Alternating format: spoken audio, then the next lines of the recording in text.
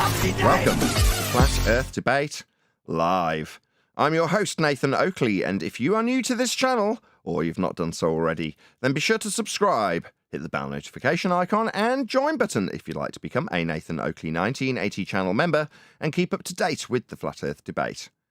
If you would like to support the channel, there is a super chat that runs alongside each of these shows while they are live, and there's also a Ko-Fi, Patreon, crypto, and thanks button in the info box below the video.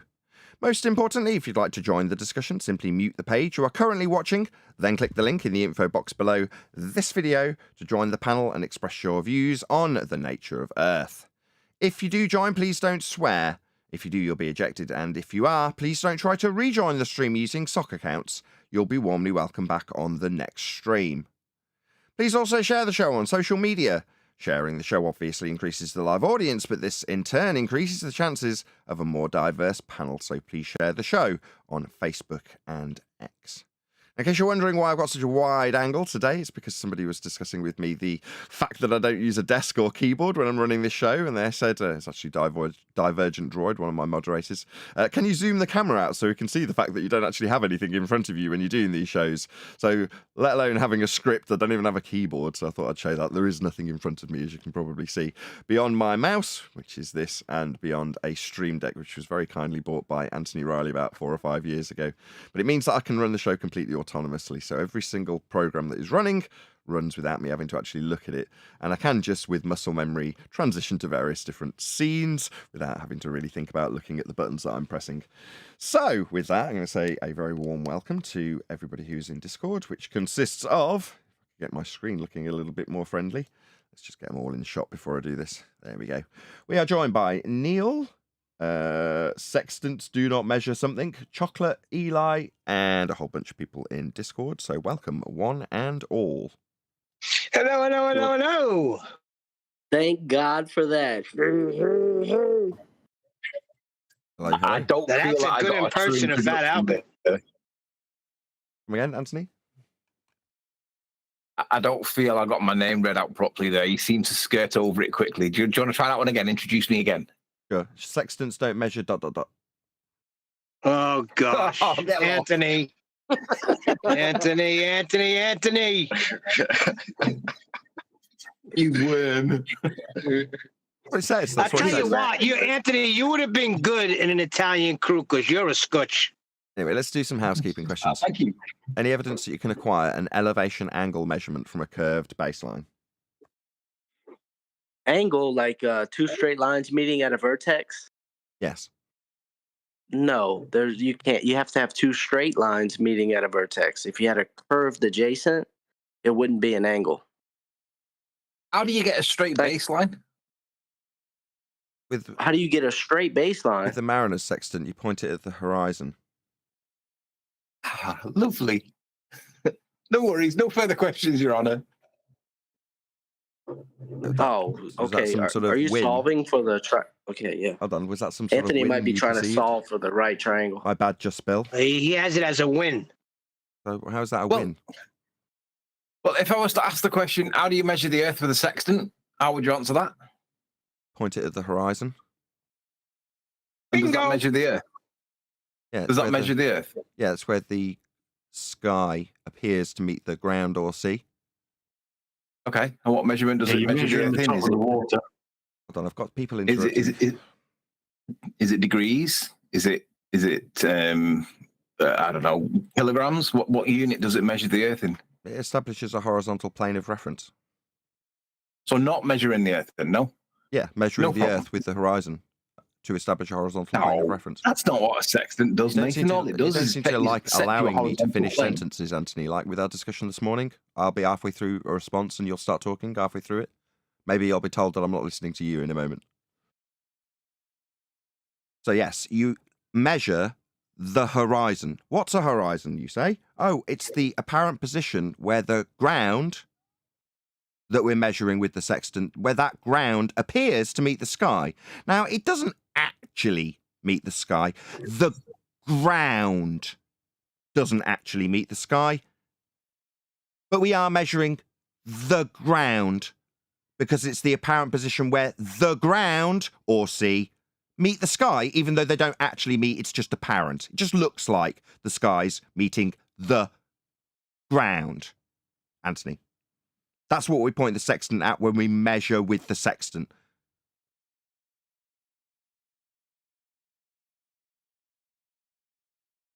If you can detect my hesitancy to even respond or fearing of creating a victim status, then you will be detecting correctly that abstention is incorrectly validated. The reality is you are not measuring the ground with a sextant. You are using the reference point known as the horizon to set your horizontal, but nothing more. There's no measurement in that. You're just calibrating your device to horizontal. That's it. There's no measurement there. There's no navigation. There's just setting your horizontal plane. That's it. Setting your horizontal plane with the point where the ground appears to meet the sky. Yeah, but that's not a measurement. That's setting. That's measuring an angle, utilizing It that isn't. point that you're measuring by looking at it and measuring it. Nope, that's not what you're doing. You can think that if you want, but that doesn't make it correct. Like which part of that is not correct when we line a sextant up with the horizon to measure with this? The bit when you use the word measure, because you're not actually measuring anything by doing that. You are aligning or setting, calibrating if you may, but definitely not measuring. There are no units in play when you do that, Nathan. None. Okay, just to be absolutely clear, the sextant is a measurement tool. Yeah, but you haven't measured anything yet.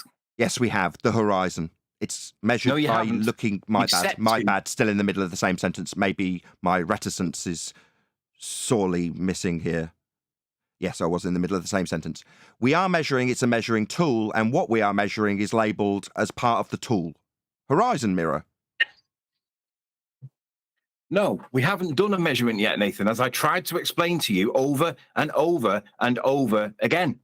And Okay. then when I so-called interrupted you because you corrected me with a false correction, you then played the victim card. That's what you actually did. But what we're actually doing right now is explaining that when you set your horizon, you set the sextant level.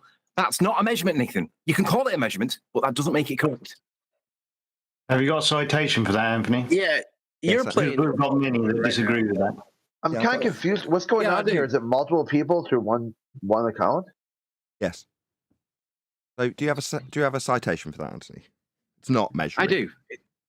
It's your citation from yesterday, Nathan. Would you mind presenting it, the one that you sent to me this morning? We can No, read it. You present it if you're using it. I'm just trying to remember how to do it. Could you bring it up, Nathan? I can't remember how to do it. What citation? That one, the one with the diagram that you had on this morning that I put the red line through and said, this is what you're reading, but this is what it actually says. And I was trying to illustrate the difference between the two positions. Let me Okay, try and dig it out. You'll have to do that. Okay, bear with me. Okay, so you'll be using my citations. Correct. But it's Just far like a better. baller. It's far more effective when you use one man's own citation to make his point for him. No worries. Don't poison the well. Anthony, I just Are we don't doing think you Hollywood as well? understand Can you all celestial shut up? navigation. Hello? It's not poisoning the well. I'm just I don't using want the to take the citation that segue. Nathan Whoever presented did that to me. Anthony so he can now bite on it. Thank you so much. No need. Just waiting for that citation. I'm just trying to find it. Okay, so what we're establishing while Anthony's looking for that is that what we're doing with the horizon, with the sextant, is not measuring. Okay. Not yet. We haven't got to that point yet. We are going to measure something, but it isn't going to be the horizon. We're not going to measure the horizon with the sextant is Anthony's position. We're all clear. Okay. Correct. Why does it have a horizon mirror? Just out of interest. That's why I asked To you in our chat. align, Just a to simple... align to the horizon so you get a horizontal baseline. So when we use this measuring tool, one of the things we use when we use the measuring tool is specifically the horizon, correct? No, we use a horizontal Sorry, baseline no. or a horizontal plane. No. We're using the measuring No. tool. One of the things on the tool is labeled horizon, and we're using that specifically in the measurement, but according to you, no, we're not using the horizon for the measurement. That's just flat Correct, out we're wrong, not Anthony. using Just it. straight up wrong. No, it's not.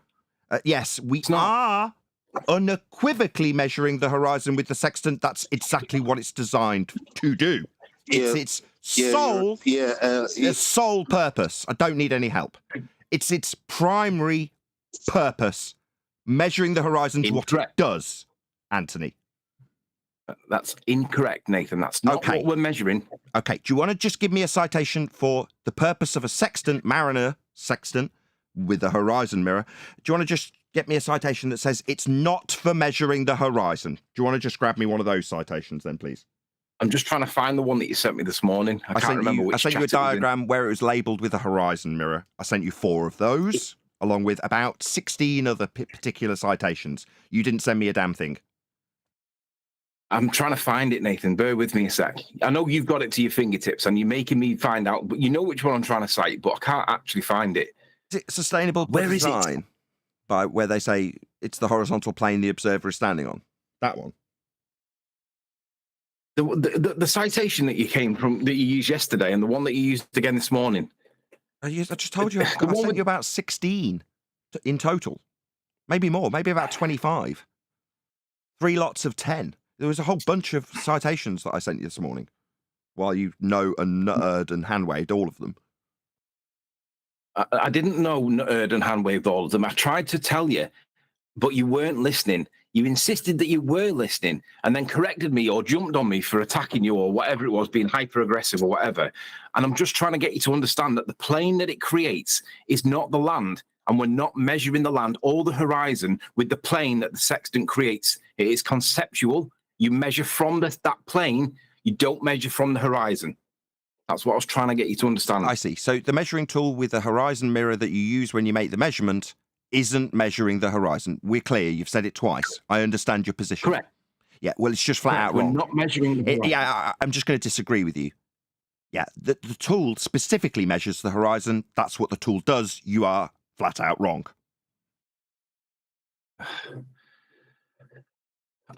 Again, that's not what it's doing. You can think that if you want. You just don't understand what angle. Or I could provide 16 citations that back that with things like... You provide them. I can't find them for some reason. I don't know where they've gone. They were there earlier on. Okay, no worries. So if I bring up a citation that shows that this tool specifically measures the horizon, contradicting you... I've got it. Okay. Hey. What is this machine now doing? Oh, it's because it's on the other side. Hang on. Stick it in Master B. It is. Or back office or wherever in Skype. Stick it in Master B. Okay. Fine. Paste that to there. Just while we're doing that, so on the screen for the audience is this measurement that we're discussing. It's a measurement from a boat along the ground to a ground position. That's the measurement we're talking about, just so we're all clear what we're doing with the sextant on the boat, as is depicted on screen right now. Got two Actually, GPs it looks more like a labelled, house. just so I'm clear with my diagrams that I am citing that are on screen for the audience. There's 2 GPs labelled. My bad. It looks like a house to me. Third interruption. I'm obviously being overly aggressive when I just cite something and describe what it's showing. 2 ground positions, one at the boat, one underneath the star you're measuring. Now, this diagram does not show... Fourth interruption. My bad. My over-aggression is interfering with Anthony's interruptions. I'll just stop being so overly aggressive. Go ahead, Anthony. Thank you. Right, now I've got a chance to actually respond to your psychobabble bullshit. Let's correct what you're actually doing. Your crosshairs in the foreground. You have a flat plane of which you have created that flat plane with the sextant from which you're going to measure an angle from. At no point are you measuring an angle from the horizon, as you wrongly claim.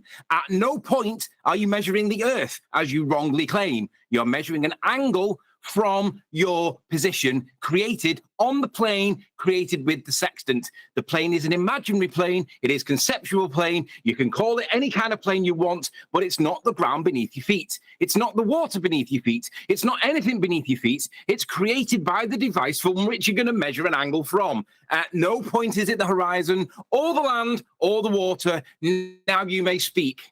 Okay, so on screen now, you see these 2 points on the ground, on the water, where this measurement's being illustrated as being done. Do you see the 2 points labelled GP? Do you know what GP stands for?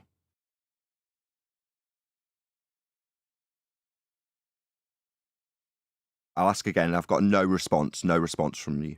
Okay, I'll just try once more. Ground position, Nathan. It stands for ground position. Sorry, I've got Anthony's yelly, aggressive tone ringing in my ears about how it's not the ground, not the water. So in this depiction of a boat on water, there's 2 points marked, both with the letters GP, meaning ground position, for this elevation angle measurement to do exactly that with a sextant on a boat. This is a diagram showing what you do when you do this. The way you get the line, that black line, is with the horizon. And the way you do it when you measure with the tool known as the sextant is with the horizon mirror, because it's specifically what you'll be measuring to get this line for ground positions. One's you, one's underneath the star you're measuring. Ground positions along a line that you establish by looking at the horizon, a representation of the ground. Apparently meeting the sky. It doesn't really meet the sky. That's why in this diagram, the horizon the guy in the boat would be looking at would be somewhere in the middle of the ocean. But from his perspective, it would be looking kind of like this line up here. And it would be a representation of the sea in the distance meeting the sky, even though it doesn't actually do that effect of it meeting sky. It's just apparent. But it is definitely the sea. All of this is sea. And we're looking at it. It's real. It's not conceptual or anything. We're doing it. We're measuring it with a tool that measures horizons.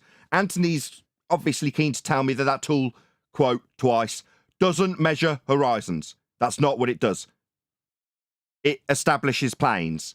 No, it doesn't. It measures angles with the horizon, meaning you're measuring the horizon for the angle. It's part of the measurement. But no, it's not the measurement, says Anthony, and it's not the ground, even though it's got ground positions. Okay, you may speak. Could you open up the citation that I've just posted in Master B for us, please? This is the citation that you used yesterday. This is the one you used against me this morning. And I'm going to show you how that what you describe as the sea or the ground isn't actually ground, Nathan. It's conceptual. But I need the thing on screen for you to do it, please. Could you present that? Yes, it's on screen for the audience.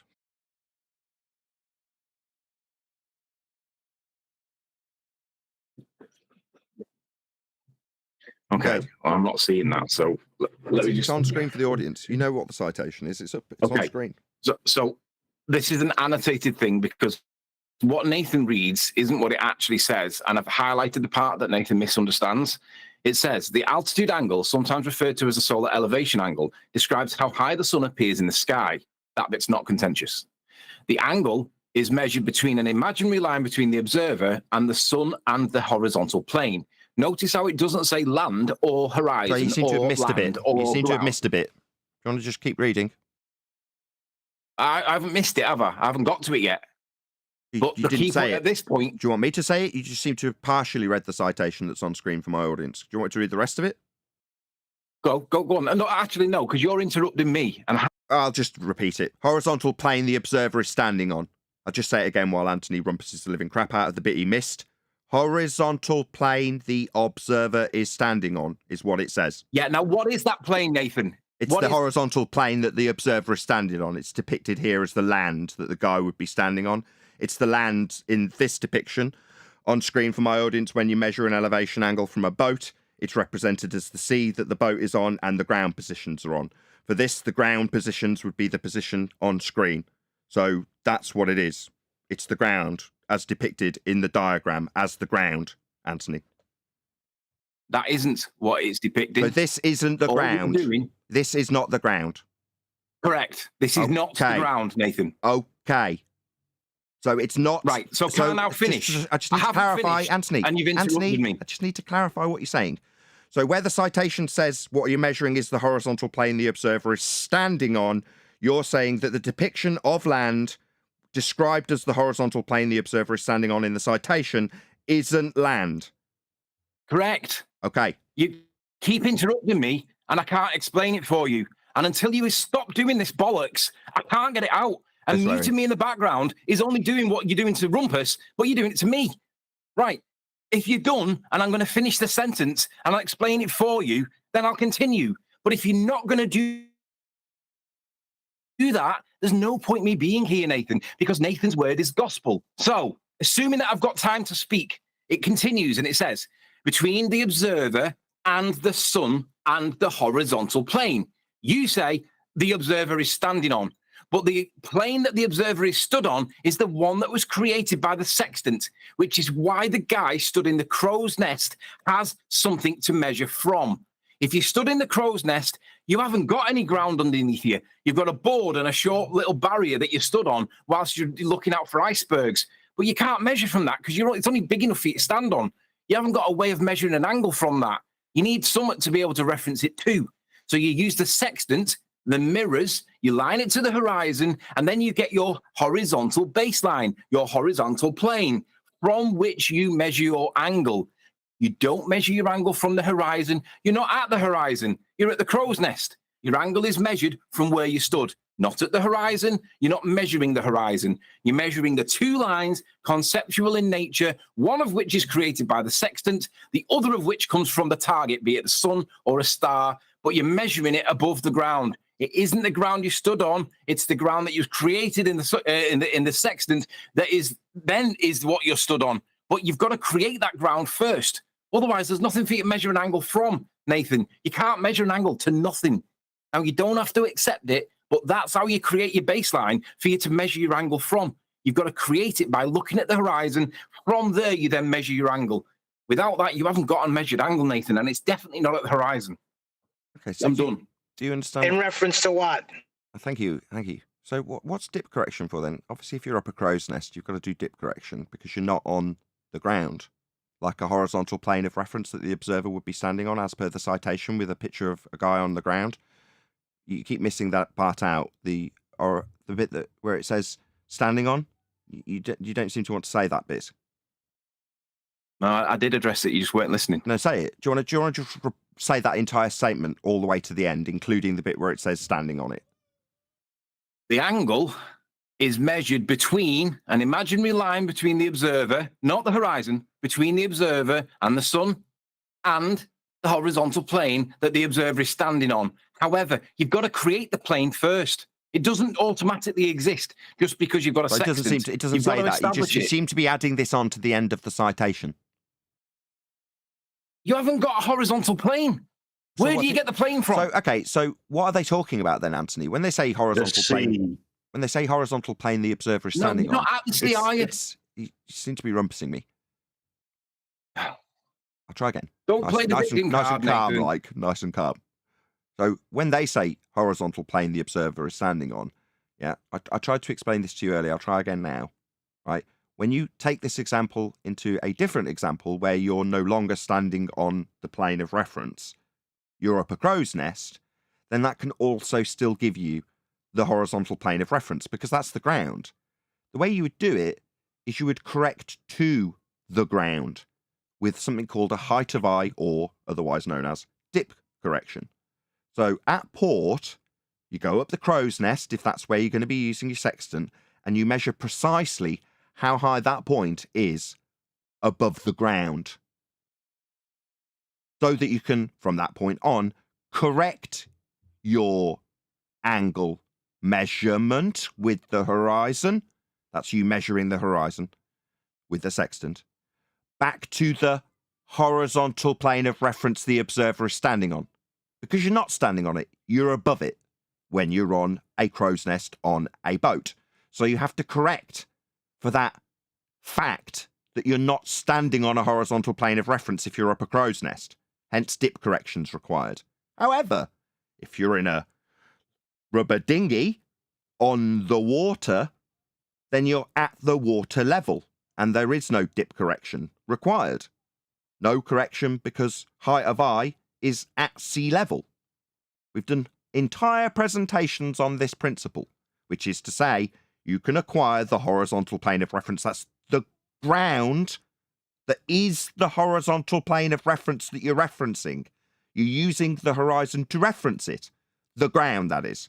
And if you're above the horizon, that's above the ground, then that's going to cause an inaccuracy in your measurement, and you're going to have to correct for that to get you back on the ground, the horizontal plane of reference the observer is standing on in this simplistic example on screen by citation, where they show a measurement from the ground. If you're above that, you're going to need to correct for it because then the ground, which forms the horizon, is below where you're measuring. Dip corrections therefore required. But you are in fact referencing the ground. That's what you are doing. That's why the citation makes it very specifically clear that it's the horizontal plane of reference the observer is standing on when you measure the horizon to establish that ground as measured flat. The key word. Sorry, are you finished, Nathan? Yes, Anthony. Thank you. I wouldn't want to interrupt you. The key word that you said in all of that babble was the word referencing. And I agree, we are referencing the ground. However, we are not measuring the ground, which was the phrase that you started off with yesterday. It isn't a measurement of the ground. Yes, you reference the ground. You do that by going through a step process. You use them. If it wasn't the ground, Nathan, there would be no purpose Okay, for can I ask you a question? Sorry to interrupt. Ground, can I just ask you a question? How do we reference the ground? So why is it okay for you to interrupt me, but I can't interrupt you? Because you're telling me that we do reference the ground. Your argument is that it's not the ground. So I'm saying if we do reference the ground, a very large 180-degree turnabout in your argument, because apparently it's not the ground we're dealing with, it's conceptual according to your argument thus far, but now it is the ground we're referencing. So therefore it's a perfectly pertinent question to ask you, who's had a 180-degree turnaround, and it is now the ground that we are referencing, because that's correct, we are. How are we referencing it, Anthony? Would it be by looking at the horizon through the horizon mirror with this tool that measures a horizontal plane of reference, the ground? Is that how we're going to reference the ground? By looking at the horizon to reference the ground? Because we're referencing the ground, and we're only measuring two things, horizon and star. So we've only got two things that could be the ground in this instance, Anthony, given that we are definitely referencing it now, according to you. So how do we do that, Anthony? Is it by looking at the horizon, that you say isn't the ground, where it apparently meets the sky and that? Are you done? What with my non-rhetorical question? How do we reference the ground then? If we are now referencing the ground, how do we do that, Anthony? I heard you the first time, but I daren't interrupt you or even think that you might be finished without an Non-responsive. No, I'm trying to say to you that just because I start talking doesn't mean I'm interrupting. Non-responsive. Finished. And you're interrupting me again. Yeah, I'm pointing out to my audience that your answer is non-responsive. It's not actually answering my question that I asked. How do we reference the ground is my question. Right, first off, I'm going to start with a correction. There is no 180-degree turn here. Non-responsive to my question about how we will reference the ground. Now we are definitely established as referencing the ground. He's not answering me. Non-responsive. Stutter for Nathan, me. if you're not going to let me speak, I'll let you then stutter. there's no point You in can being stutter here. away. Tell me I'm getting angry and being aggressive, maybe. Now, I'm not saying you're angry. I'm saying that you're constantly interrupting me and muting me. If I can't speak, there's no point in me We're still non-responsive for the audience's benefit. This definitely still isn't an answer to my question how we're going to reference the ground. This is non-responsive.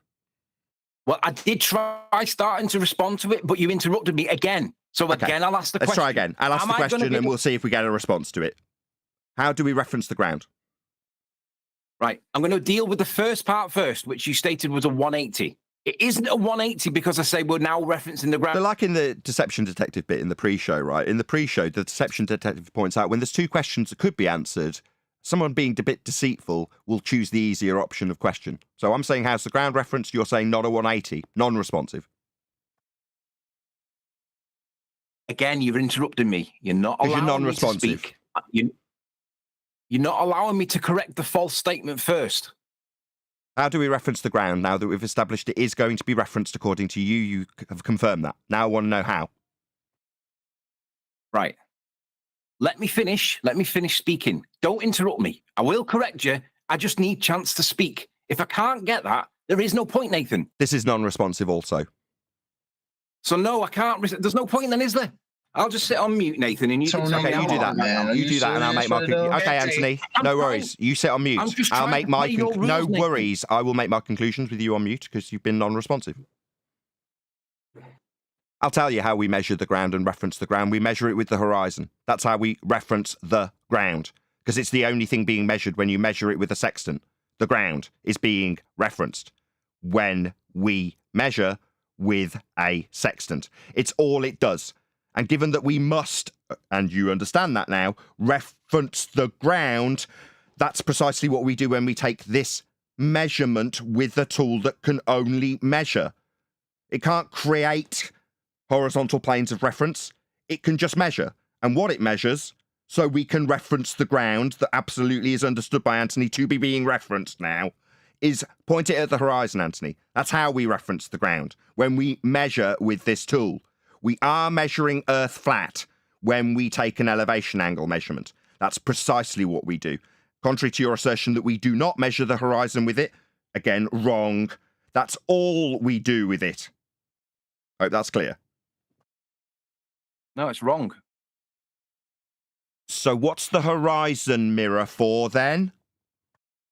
Exactly. Well, there's no point me getting to it when you keep interrupting me. So rather No than swearing. answer you, I'm just going to have to sit here and say nothing and let you claim a victory. So you claim your victory, Nathan, but you are misleading your audience and you're Yeah, bollocks. I'm not going to listen to this No, ad that hom poisoning wasn't the an well. answer. Absolutely no way. I will make my conclusion, no problem. Come on, this is boring. The 40 people listening don't like it. It's ridiculous. We want to 100 move on. 101 people watching. I did quite I'm gonna enjoy bid you that, farewell, actually. guys.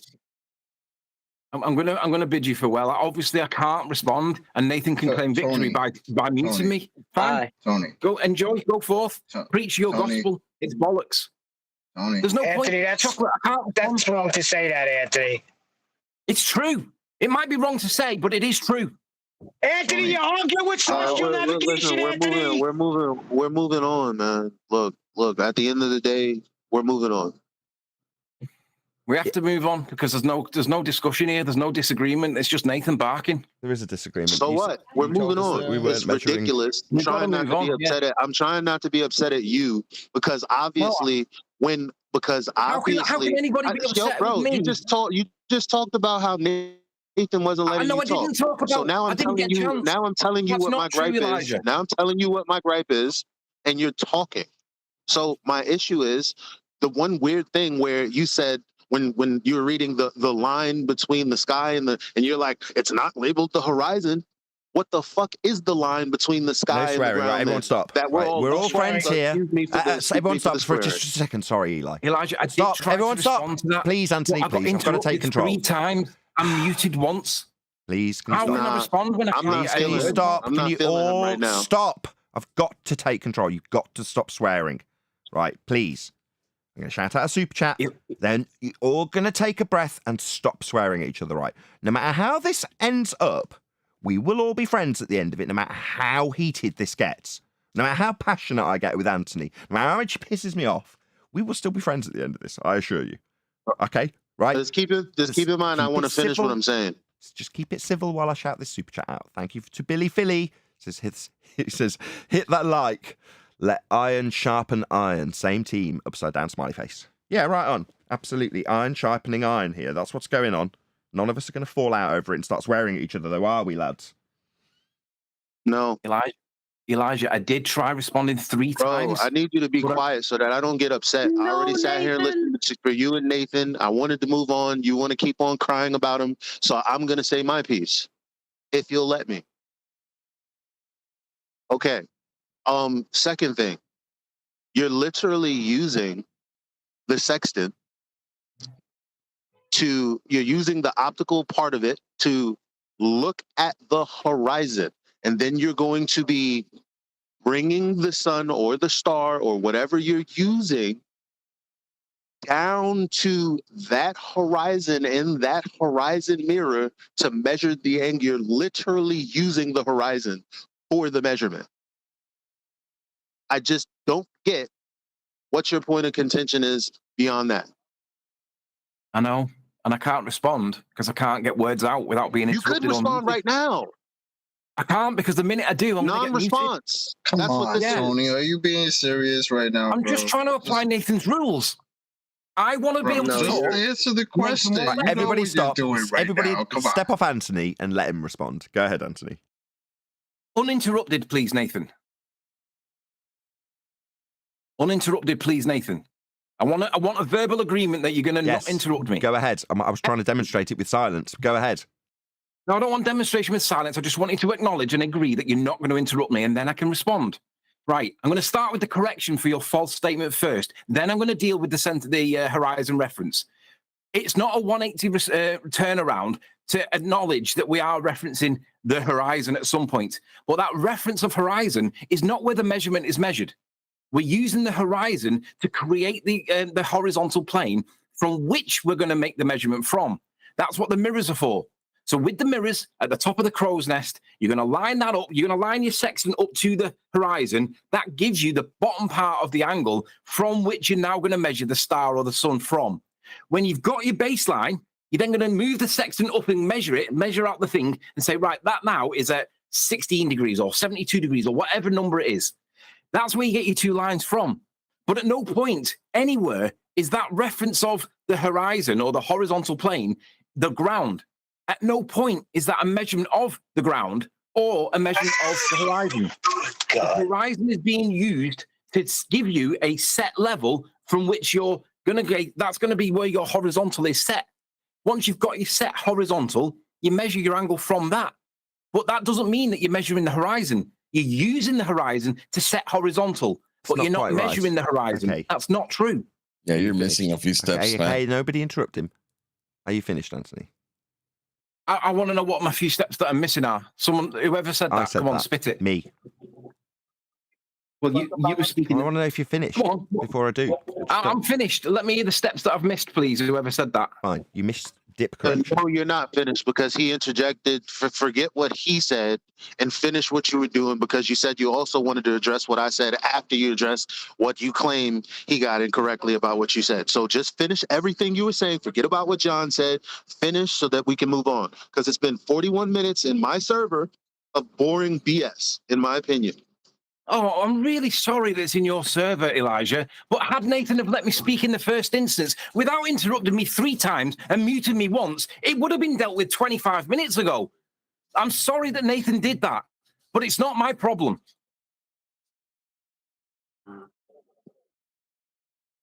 Yeah, but you're making it our problem. Please go, man. Did you finish or are you not finished?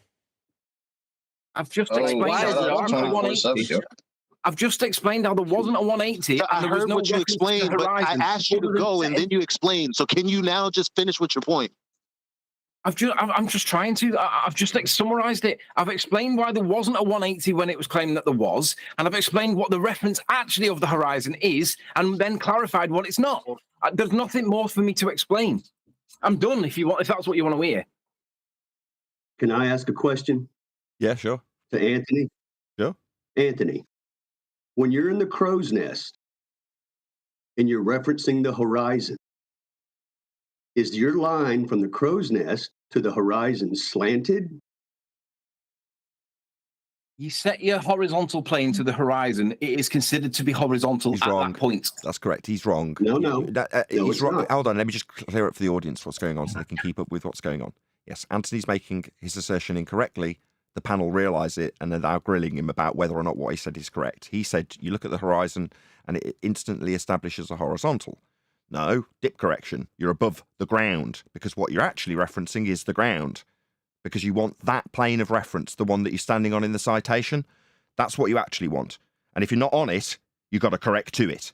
That would be the ground that you're correcting to. When you do dip correction, you're correcting to the ground that's horizontal, represented in the horizon, but you are above that position because you're above the ground. It's the ground you need. Anthony says it's not the ground.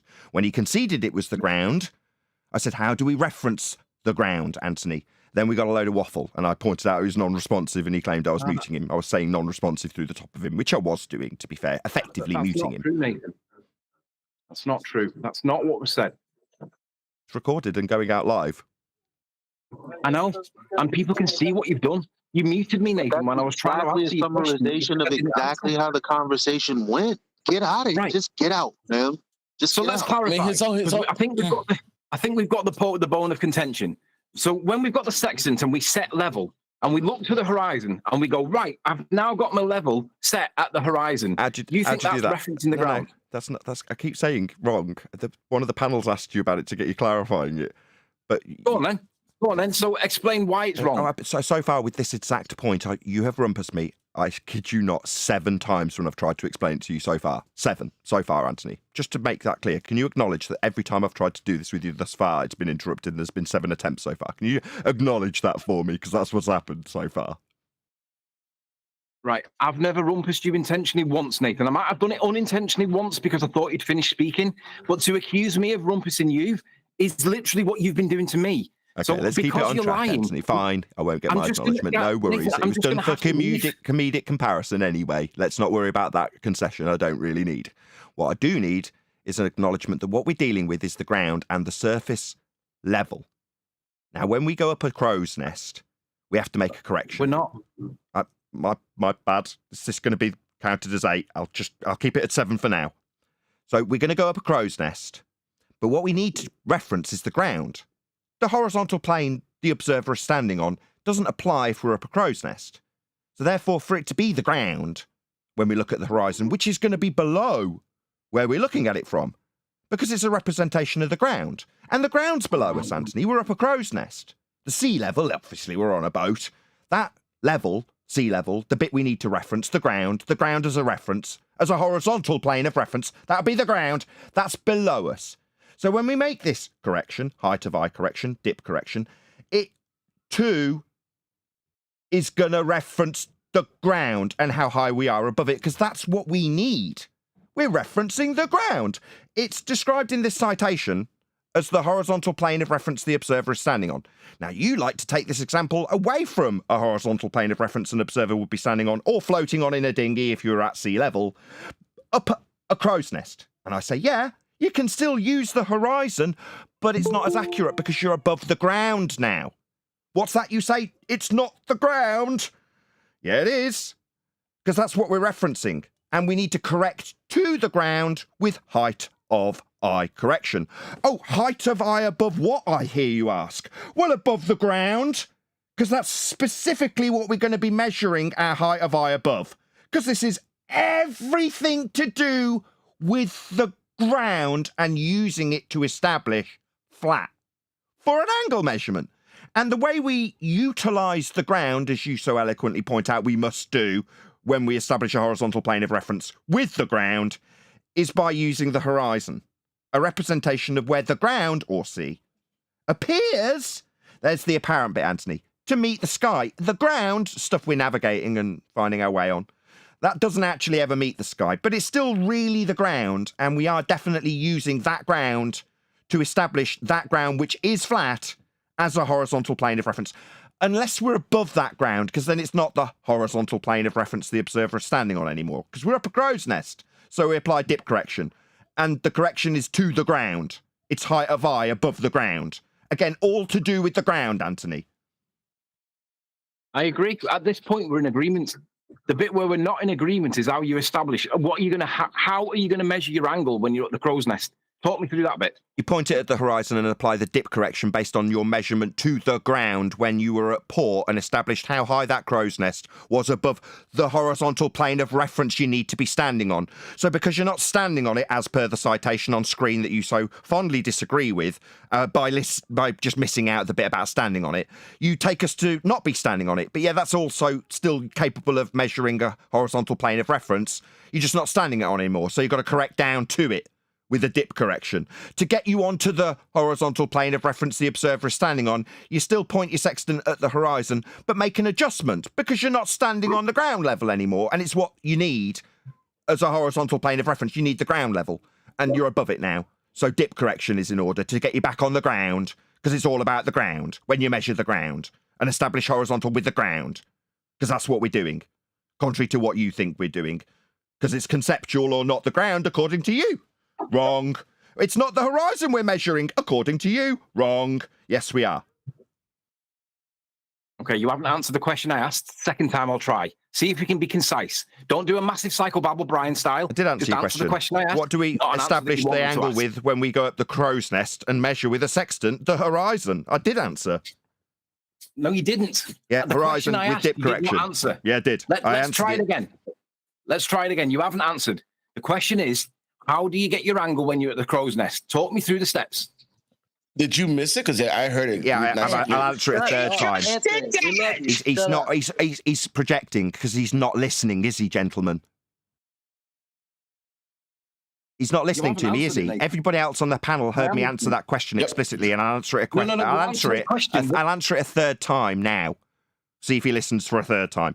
You point your horizon mirror, the thing that the measurement tool is going to measure with, it's labelled horizon mirror. You point out at the horizon from up your crow's nest. Of course, because you're above the horizontal plane of reference the observer should be standing on, if you're going to reference it, the ground, that is, like in this picture where the boat's on the ground with GPS, ground positions.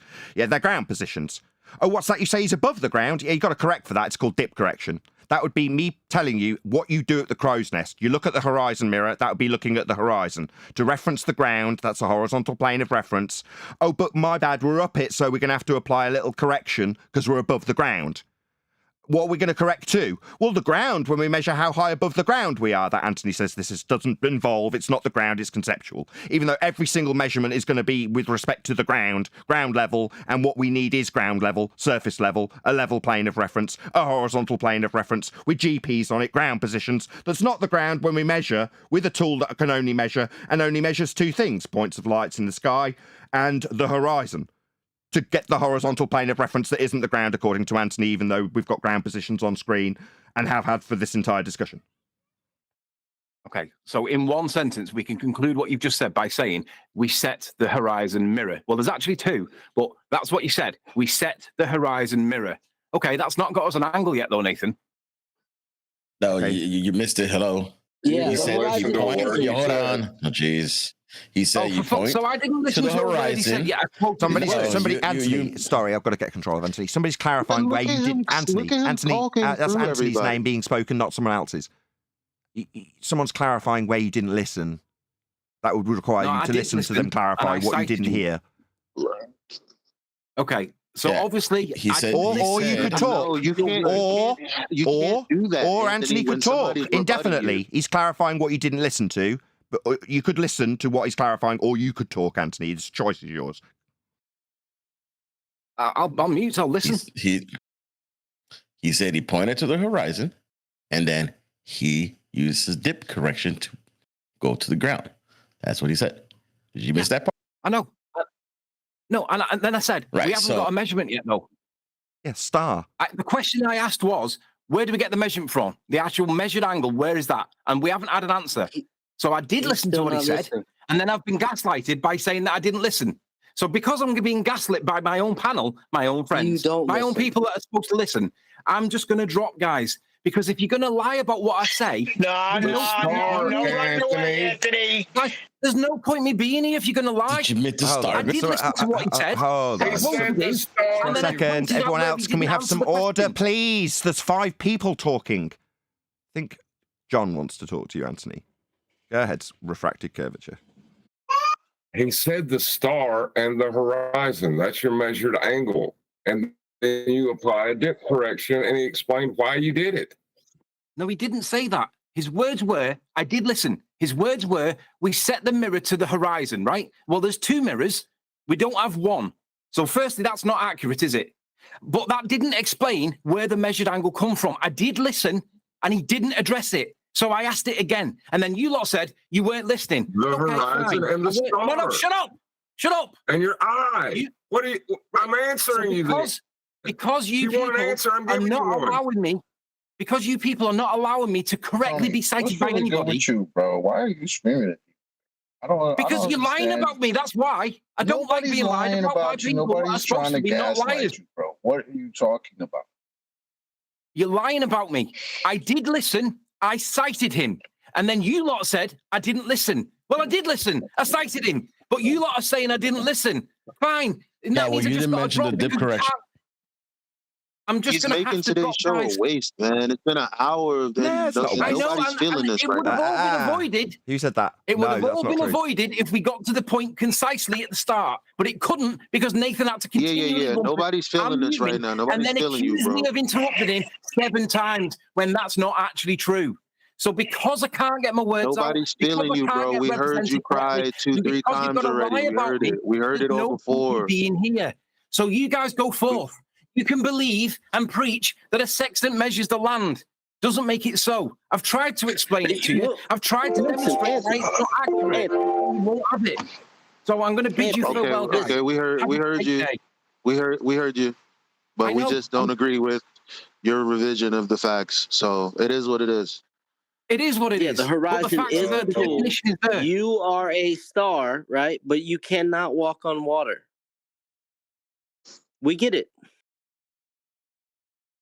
The horizon is a tool, right? You are the horizon's not star, a tool. but you can't walk on water, Anthony. When you sight the horizon, you're sighting the surface of the sea, which is a horizontal plane of reference which you are on. Okay. Thank you. There you go. I'm going to bid you farewell, guys, Elevation because obviously angle. there's no talking to you. On the Have a great day surface. and call me all the names you want. We're not calling you any names.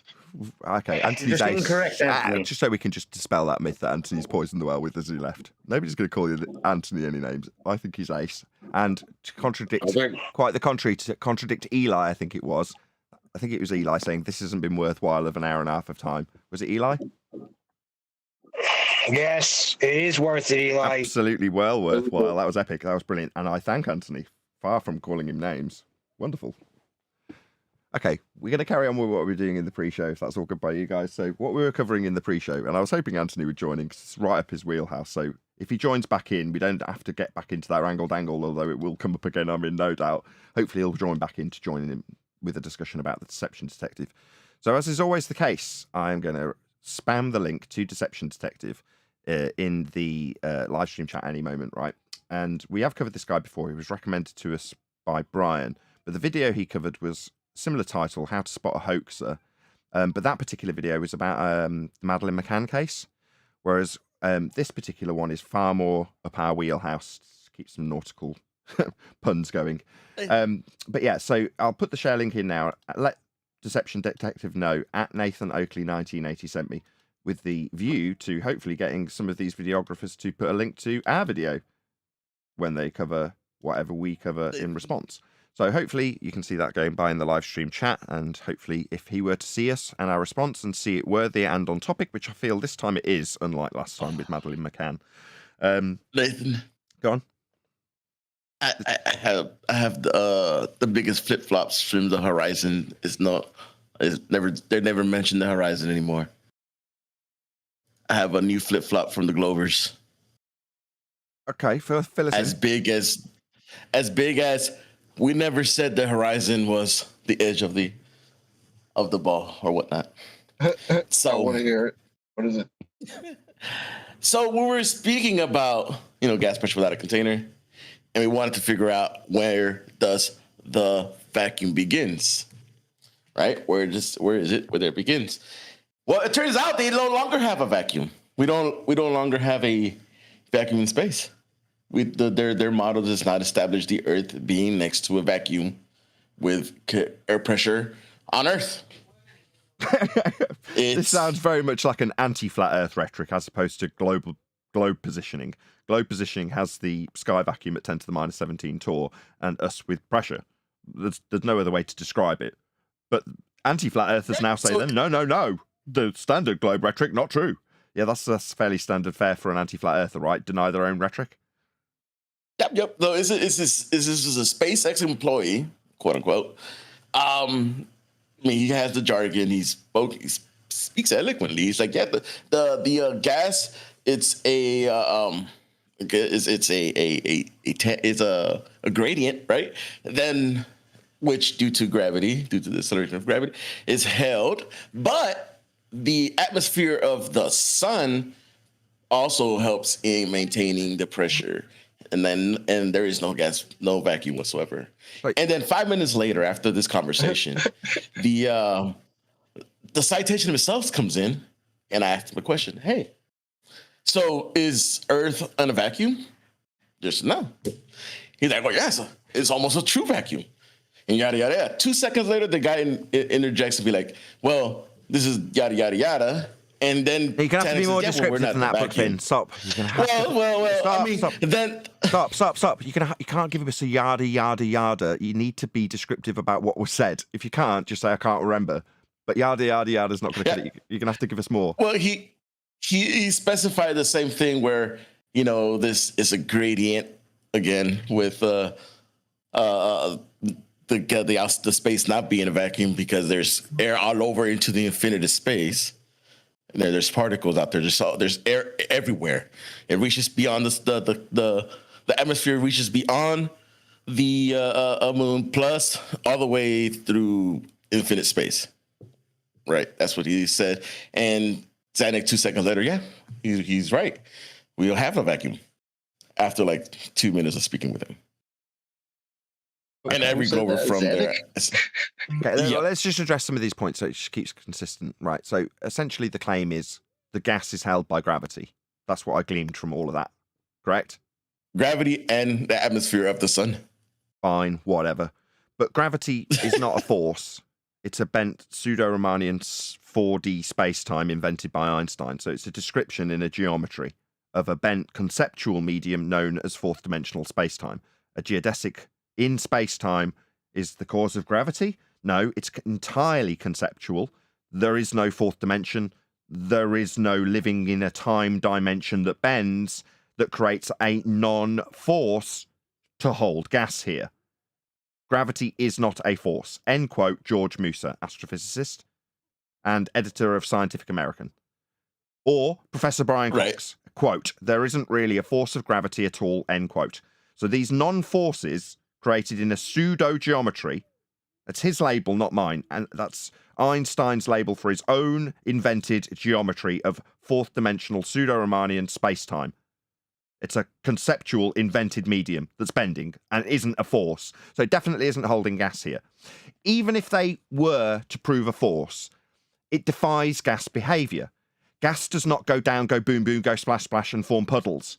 If you release gas into a vacuum, it disperses into the entirety of the volume available to it. It does not go down, go boom, boom. It's not pulled to the ground. Quite the contrary. Gas dispersion takes place from the ground. Gases are introduced into the area of volume, the space available to it, and then they disperse into it. If there is existing gas in their way impeding their flow, it may take a while to disperse in line with entropic law. Now that dispersion is going to occur always. It's a law of nature. Gas dispersion, entropy, the second law of thermodynamics. To assert that gas actually goes down, aka is held to Earth, would be a defiance of the second law of thermodynamics. It is not true, and it is easy to demonstrate how gas fills space. That's what it does. It doesn't go down, go boom, boom. Why would somebody who believes they live on a ball assert that gas goes down? That doesn't make sense. Well, they don't have a down. So they even hold on, he's got a further point to that. When they he's got a further point to that. I'll try a third time. He's going to add something to that. Yeah. So when they're referring to an in on a ball, how would that be problematic with a down force, John? Well, they need an in force, not a down force. Down's only relative to a flat plane. So in order to assert a downward bias or a vector in the downward, like gravity, you'd need a horizontal plane of reference in the first instance to describe that downward vector. Yes. So you're going to need a flat Earth for that description of gravity. Go ahead, whoever it was from Discord. Yeah, so even now, we'll also ask another Glover. So because another Glover said the same thing after I asked him about the vacuum of space, right? He well, it depends what you mean, because there is no true vacuum, and so it's not really a vacuum. Yada yada. It's not really a vacuum.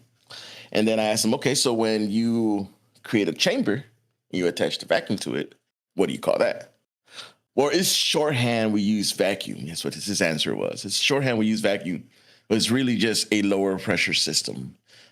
We don't want to say that all the time, but it's like, so y'all pretty much they're denying ever saying they're using vacuum. Vacuum is just shorthand for lower pressure system. No problem. So it established that the vacuum of space or the lower pressure system starts from, I guess, now from the once you get off the surface of the Earth. So do you know what a description of entropy could be summarized as, or an example of entropy, I should say? High pressure to low pressure. That's what creates weather. High pressure systems and low pressure systems. Oh, entropy, you mean? Yeah, that would be high pressure moving into low pressure. That's what gas does.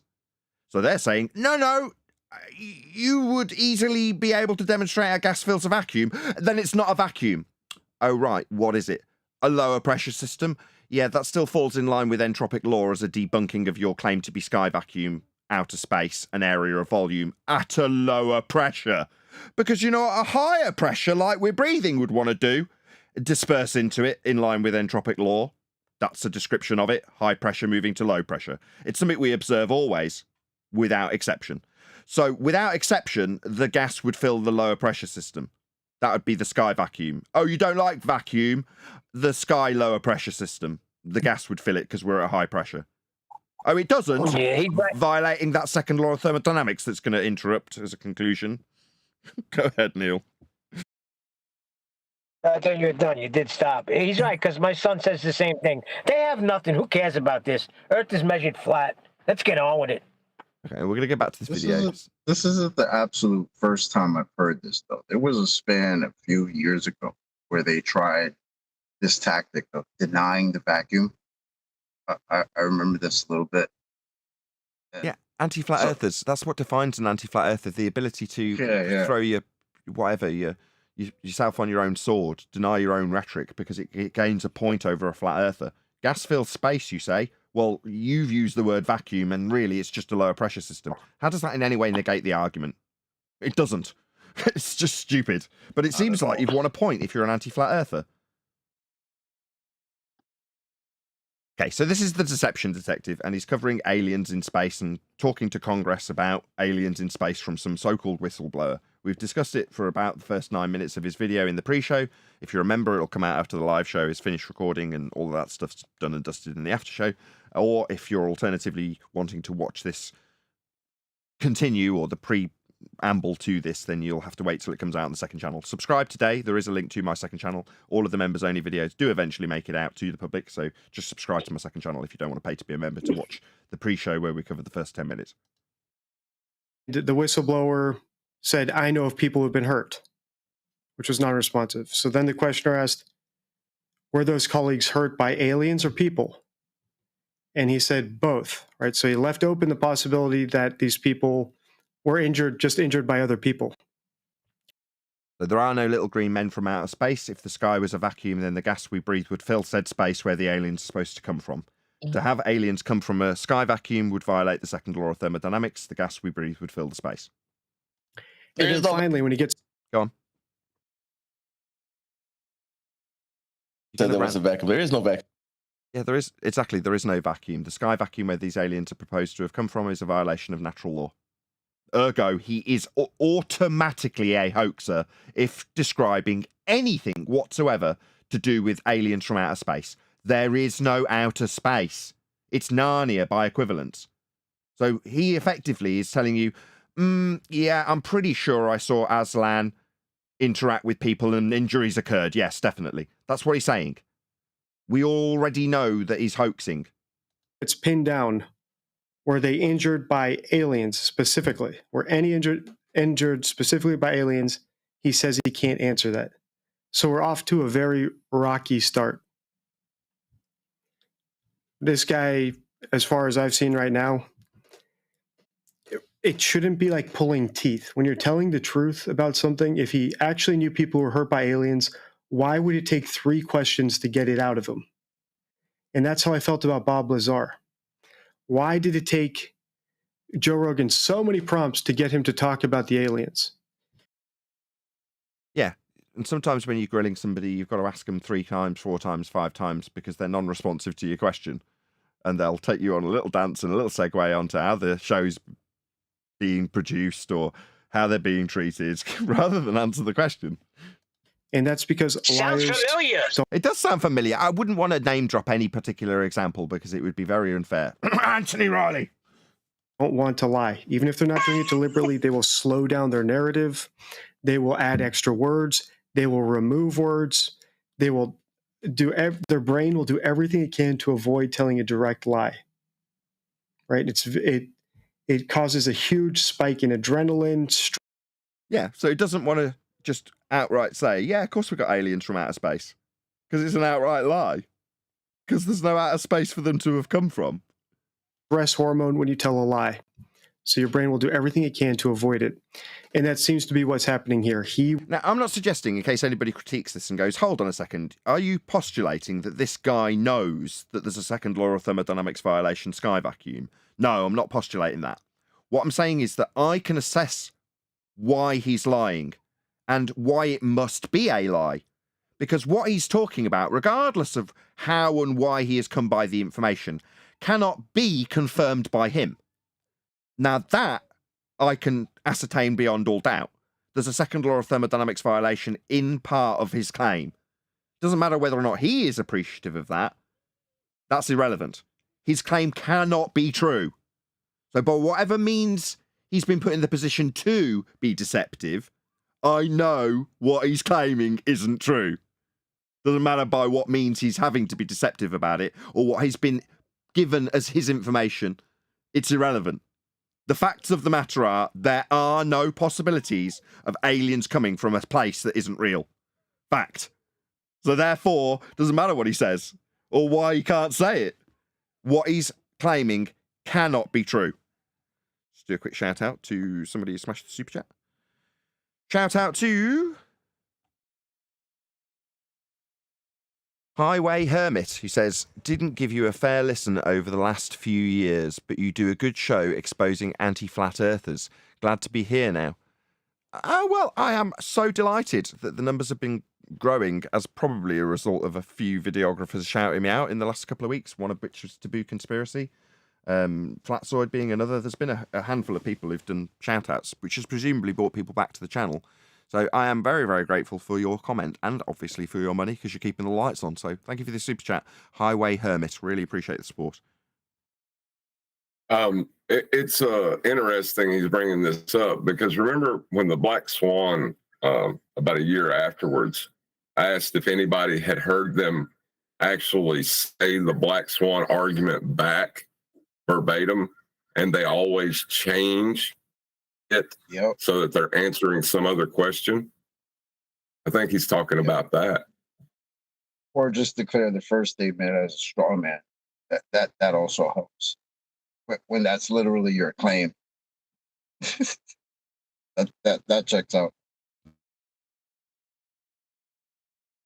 He wants these people to believe he's had encounters with aliens, but when he's actually questioned about it, he's bending over backwards not to confirm it.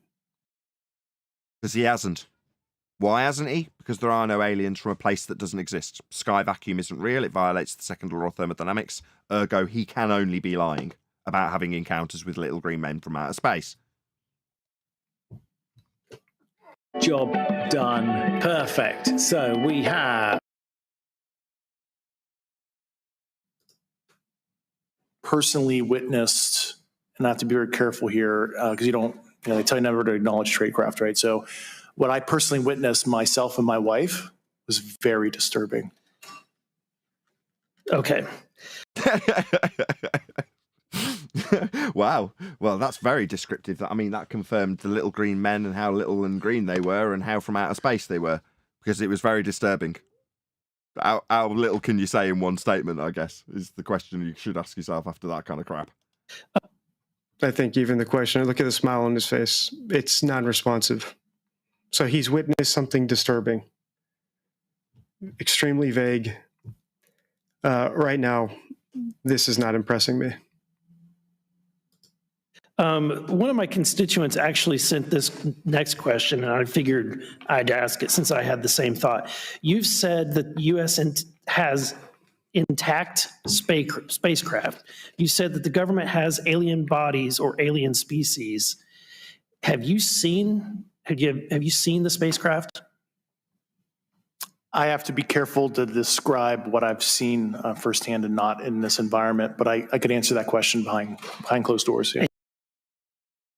So not just yes. He can't say yes because that would be a lie, wouldn't it? So he's going to be very reluctant to just say yes because it's not true, because there are no little green men from a place that doesn't exist. Shout out to Shatner's Bassoon. He says, epic shows this year so far. Up the FED in 2024. Glad to hear it. Yeah, really pleased to hear it. No, Nathan, not just yes. There aren't little green men from outer space. No, there isn't. That's like saying Aslan's real. There is no Narnia, so men who claim to go to Narnia and say that they've had interactions, nay, fights with the locals, are lying, right? Now, this guy doesn't, as deception detective to his credit, constantly points out, people don't want to overtly lie. They lie by omission, right? Well, here's a glaring red flag omission, isn't it? And have you seen any? So that's fair enough. Like I said in the intro, sometimes people can come off deceptive. I should really point this out. I did this in the pre-show. This is where I disagree with him. So where I would say that's categorically deception, he's saying no, because he's like an employee of the government and a whistleblower. There are going to be certain exceptions where things can't be disclaimed because of reasons. Therefore, what, not deceptive, and you shouldn't, as a statement analysis, look into that and see deception? Like, why not just see the bigger picture of even bigger deception, which is what it is, right? But because it's disclaimed omission, it's fine. I fundamentally disagree with this particular aspect of his critique. But there we go. That was discussed in the pre-show. I'm not going to rehash it here. When they work for the government, because they're withholding classified information. However, this guy is a whistleblower. So you'll make apologetics for that being the exception to the rule in this case, but by only the justification of he shouldn't have to apply that rule because he's a whistleblower. Now, that's how he's mitigated for his, in this case, exception to the rule that he would usually hold by to identify deception. And again, I can't help myself. I have to disagree, but I just don't want this to be the main format of what, if he was to look back over our video and our critiques, the main the main thing to critique, if you know what I mean. But there we go. We should assume that he's coming forward to break his silence about classified information. You can't be a whistleblower. I don't know of any whistleblower who's whistleblowing with the government's permission. Then you're not a whistleblower. Then you're an expert witness, for example.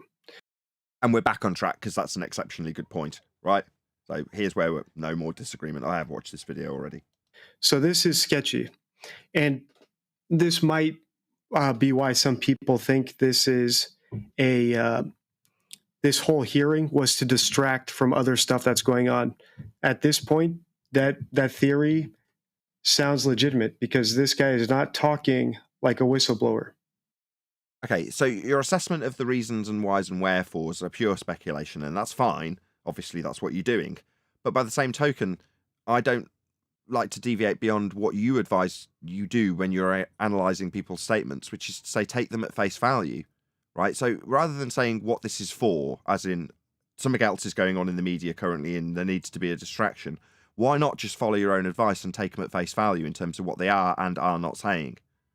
Now, when I do that and I assess this, I've already given my reasons. No, the guy's a fraudster. I know he's a hoaxer because he can't possibly have seen something from a place that isn't real, outer space. So therefore, I can put my assessment to good use in terms of what's actually being done in front of Congress, rather than the whys and wherefores of why this might be being done, which is what you've lent on.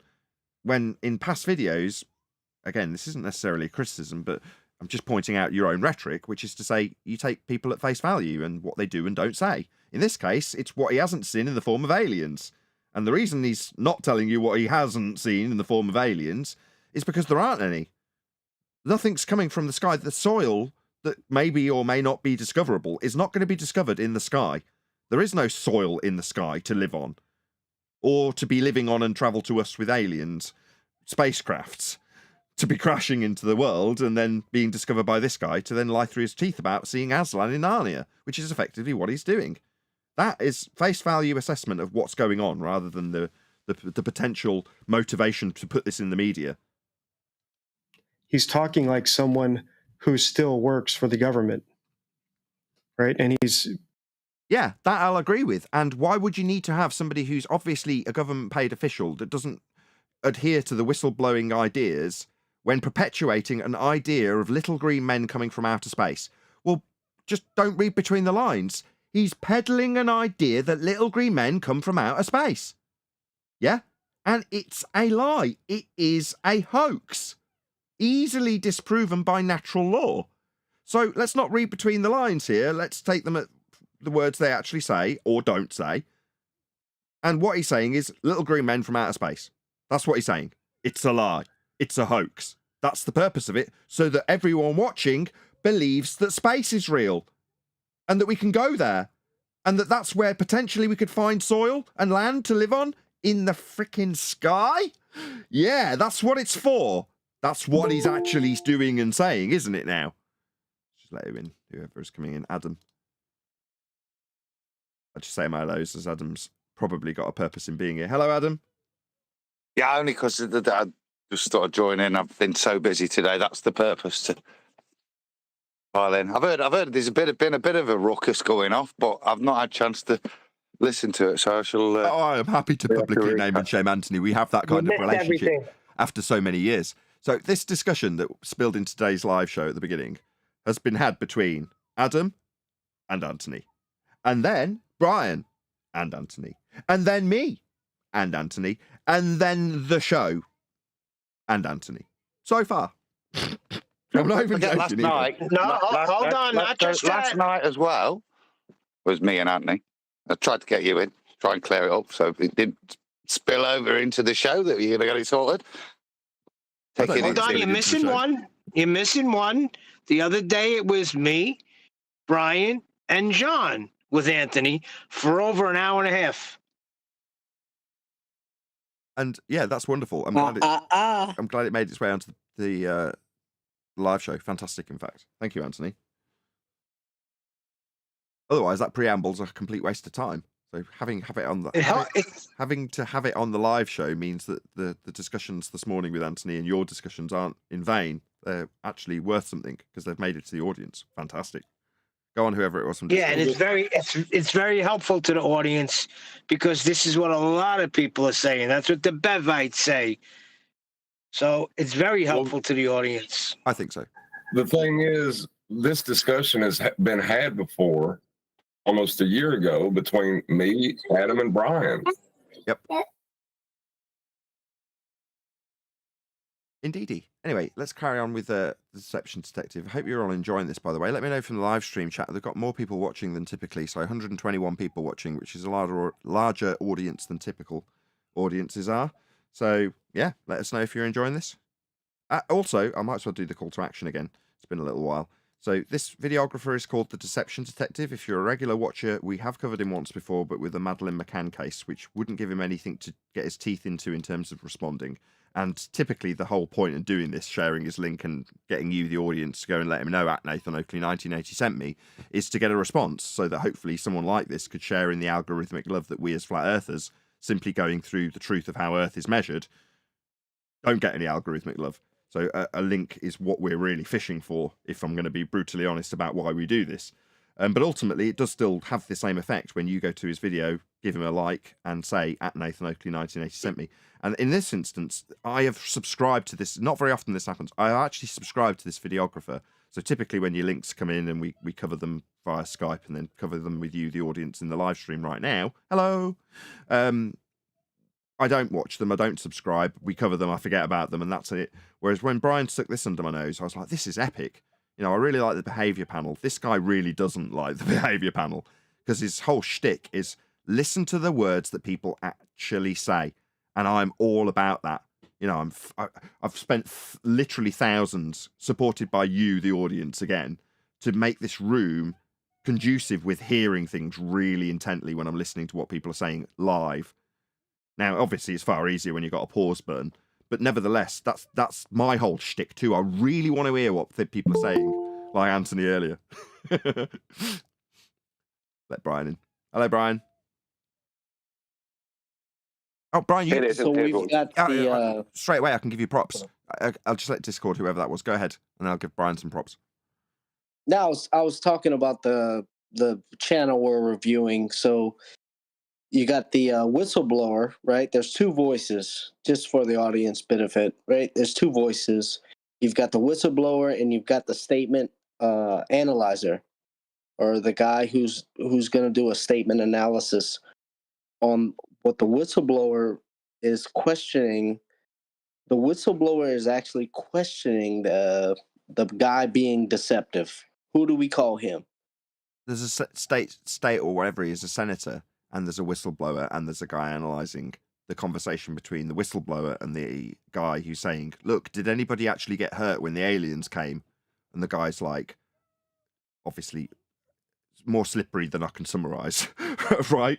Those are the three characters that we were actually listening to. So my interest is obvious because it's aliens from outer space and I can debunk outer space. But also, I want to snag this guy's... I've watched loads of his videos looking for this video, basically. So I've watched tons since Brian recommended this guy. I really like this guy, Brian. Thank you for recommending him. And I recommend him to everybody who's watching right now. You'll learn a lot of stuff from this guy's ace.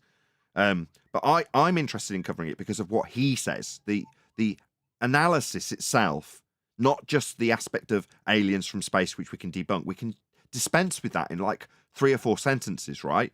And then everyone listening to this based on our analysis will go, oh, okay, he can't not be lying because space isn't real. Yeah, so he has to be lying. He has to be a hoax. Gotcha.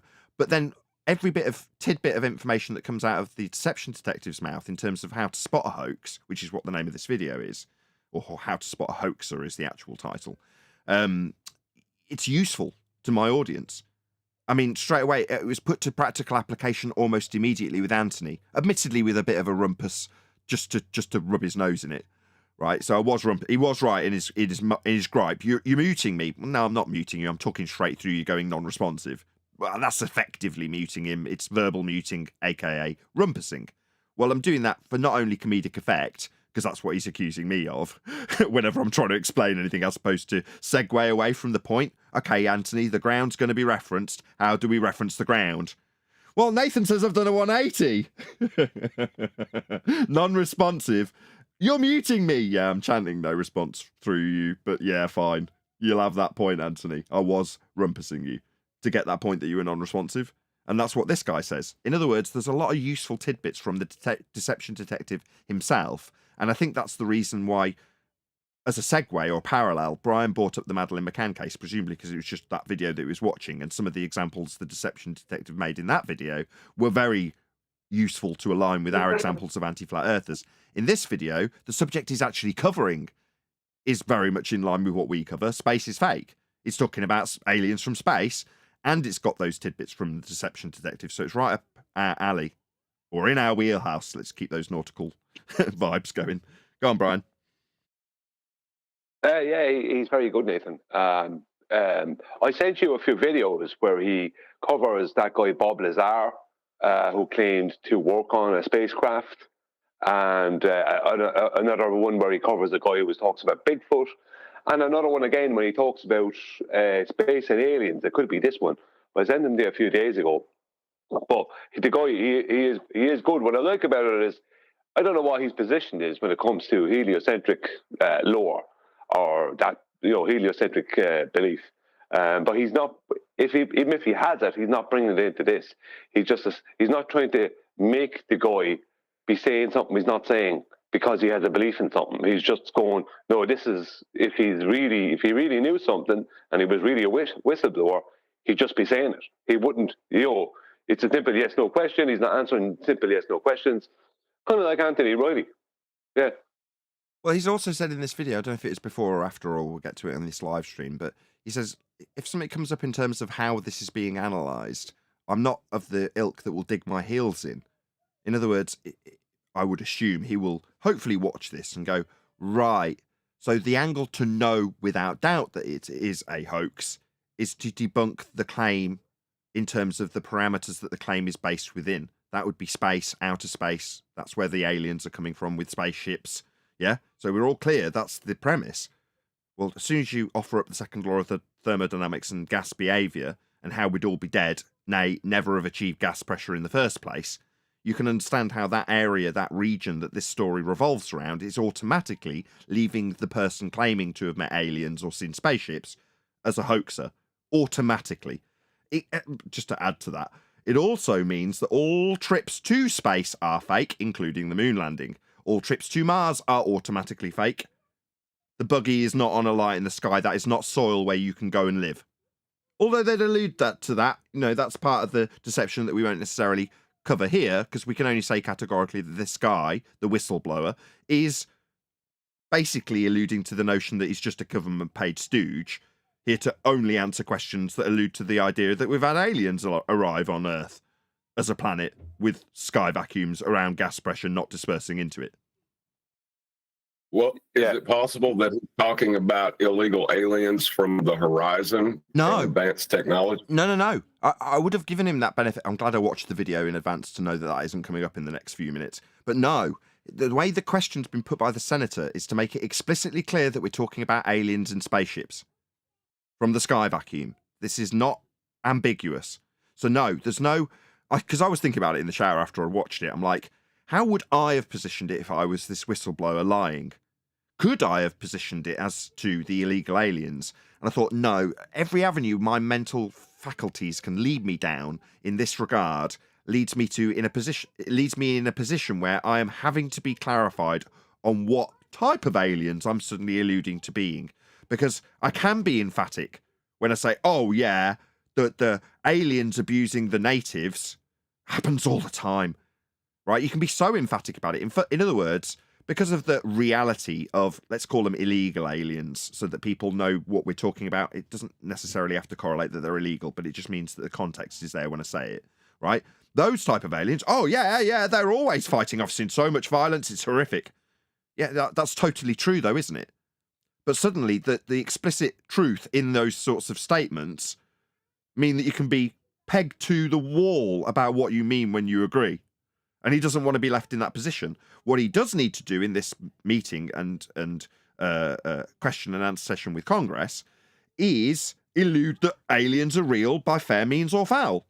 I mean, he's going to try and avoid lying where possible, because that's what the nature of the beast is, according to Deception Detective. And I think he'd be right. Well, it's impossible for a guy to be a whistleblower when the subject he's covering can't exist.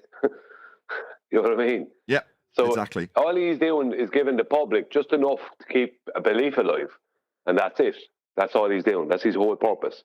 Doesn't matter if it's little green man or whatever, the whole point is he's keeping the belief alive, a heliocentric belief. Yeah, I mean, the religious belief of heliocentrism. Go ahead, whoever from Discord. Just real quick before you continue, Deception Detective responded to Divergent Droid's comment. He said, appreciate the heads up. I'll do my best to drop by during the live. If not, please tell the crew I'll catch the replay. Perfect. I don't expect him to become a member to watch the first 10 minutes of our response, but yeah, obviously we're covering it now in the live stream, which is available immediately. So hopefully he'll at least get a gist of some of the aspects that we've covered, and less of the critical bit that I did in the pre-show where I'm like, I simply don't disagree. I don't agree. This is fundamentally deception. Anyway, that will be out in a few days on the second channel if you want to watch it, whoever you may be. He's refusing to talk about classified things, as we would expect if he was still working for whatever department he's from. Spot on. Any of the bodies. That's something I've not witnessed myself. Okay, and so in essence, this is a big fat nothing burger. You're sat before me and you've not witnessed anything. Right at the start of this, again, we covered this in the pre-show, the guy in the white shirt, whatever he may be, senator, I think, said, I need to see. Yeah, you're going to say aliens? I need to see. Yeah, this is way out there, man. You show me. And all I was thinking was QE going, show. Because that's what this guy said right at the beginning. Now, what have we got from him? No, I've not been witness to that. So this is a big fat nothing burger then. All it does is leave you with the impression that there's an idea that aliens have come from the sky vacuum and leaves you questioning whether or not the aliens bit's true. But the notion of aliens from a sky vacuum is very much cemented at the end of this process. It achieves it in spades. Yeah, we're all clear. There is definitely a sky vacuum that aliens could be coming from. We just don't know whether or not this guy has actually seen him or not. Oh, he definitely hasn't. But some mad stuff is seen, man. So with that being said, the other statement that has been made. Sorry, I just wanted to make a parallel there. Just a parallel for if this guy comes and listens, or whoever might be listening, we get the same thing. Because I know, because I've been around in the arena since 2015, that I've yet to be shown an earth curve.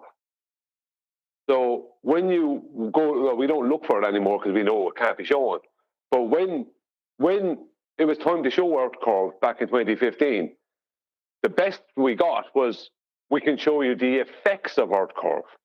So they can't show us Earth curve. So this guy is fighting from a position of not being able to show you the thing that he's claiming that is real. And he's supposed to be a whistleblower. It's like, if it's real, you can show it to us. But the thing it's that simple. Yeah, but the thing... Apparently, Go on, Chocolate. apparently the statement today is it would be inappropriate to measure Earth curve, as said by a Glober.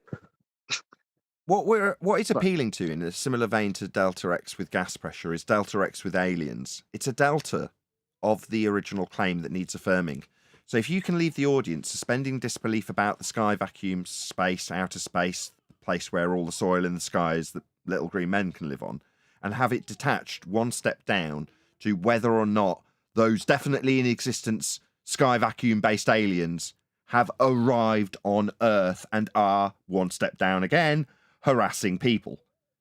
So what we're suspending disbelief with, that's space, is ultimately ignored by all who are watching this, because the questions, nay, speculations, that are laid on the table aren't the thing that's trying to be achieved with this as a process, because that is the suspension of disbelief of the sky vacuum in the heliocentric religion, a fundamental premise to a religious control structure that every single Western world member is under, whether they know it or not. But that absolutely needs propping up continually. But you can't just directly tell the audience by way of a guy doing a Q&A as a whistleblower about whether or not space is real. You need that to be there as a suspension of disbelief automatically, not even considered. Like watching Superman fly around the globe, you're not thinking about whether or not the space and the globe are real. It's suspension of disbelief only for whether or not Superman's real and whether or not he can fly. But the globe in the background's real. Of course it goes without saying. No.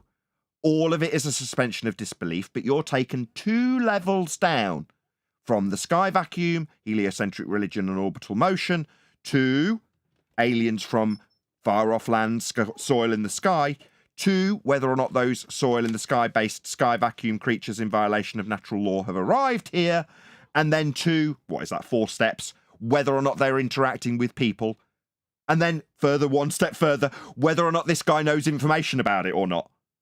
So we're really far detached from what is actually trying to be achieved, a maintenance of the sky vacuum belief that everybody holds. If I wanted to trick my children into believing unicorns or Narnia is real, I can talk to them about the unicorns from Narnia, but instead talk about the digestive tracts of the unicorns from Narnia and how I have personally experienced that. No, did you not realise that the fawns and the siblings of what's the lion called? I was going to say Simba. It's Aslan. Right, so the descendants of Aslan and the fawns, they had a massive political battle, and the issue was about the snow. But one of the fawns said that they were a whistleblower for the production company that produces the snow, because it's not real snow, that the whole thing's a lie. The snow in Narnia that the White Witch depends on, right, according to this discussion in the Fawn Congress, was just manufactured snow. So we need to ponder whether or not the snow is really being made or not. Not whether or not Narnia is real. I mean, that goes without saying. It's real, because we've got fawns in a Congress of fawns debating it with the descendants of Narnia. And the descendants of Narnia are arguing that snow simply isn't real. There's been no real snow in Narnia for years. So we really need to suspend disbelief about whether or not Narnia is real, whether or not Aslan's real, whether or not fawns are real, because there's a very real issue being discussed with all said parties that are automatically assumed to be real. And that issue is the snow. I mean, whether or not aliens are attacking people. Shout out to Himsake, who says, super chat, super fluid, the notorious QE. Super chat, super fluid. Thank you very much. Really appreciate the support. Right, we're going to get back into this. that was intriguing to me because, and it's intriguing because my view has been that we are billions of light years away from any other system. Notice the guy who's not in the contentious position that we would question their validity has just made a statement of fact about a heliocentric belief. This is now not in contention and will not be assessed. You watch. And the concept that an alien species that's technologically advanced enough to travel billions of light years gets here and... That's one step down from the assertion that goes without question. So without question, light years, distances, soil in the sky, places where we could go. That goes without question. But now the question that we need to ponder, now we've all suspended disbelief about the heliocentric religion and the sky vacuum that violates natural law, because that now goes without saying, doesn't it? The senator said it's not the whistleblower saying this. It's being affirmed by the man asking the questions. Therefore, we shouldn't really even consider this. Somehow is incompetent enough to not survive Earth or crashes is something that I find a little bit far-fetched. And with that being said, you have mentioned... And yet, a second law of thermodynamics sky vacuum with inferred radial values extrapolated out from flat Earth measurements to give you those distances in light years doesn't seem absurd, because in order for you to infer that those distances take place from a globe-shaped, heliocentric, motion-bearing world would require that you measured a flat Earth to give you that radial value extrapolation, to then infer by reification that the world is sphere-shaped and in an orbital motion around the sun. To give us the distance to the sun, we need the R value measured off a flat plane, for the mathematical reification of a distance that now goes without saying and absolutely will not be assessed. Why? Sorry to be critical of you again, Deception Detective, because you too automatically suspend that disbelief. Therefore, this goes without assessment. That there's interdimensional potential. Could you expound on that? Expound on the fourth dimensional pseudo-Riemannian space-time bending that would be required for that to take place, because that now goes without question too, doesn't it? What, we can have interdimensional anything? No, we can't, because that takes place in pseudo-Riemannian 4 space-time concepts. So definitely not. Pseudo-geometry doesn't affect the bearing of whether or not we experience anything in physical reality. That's a bit of a stretch.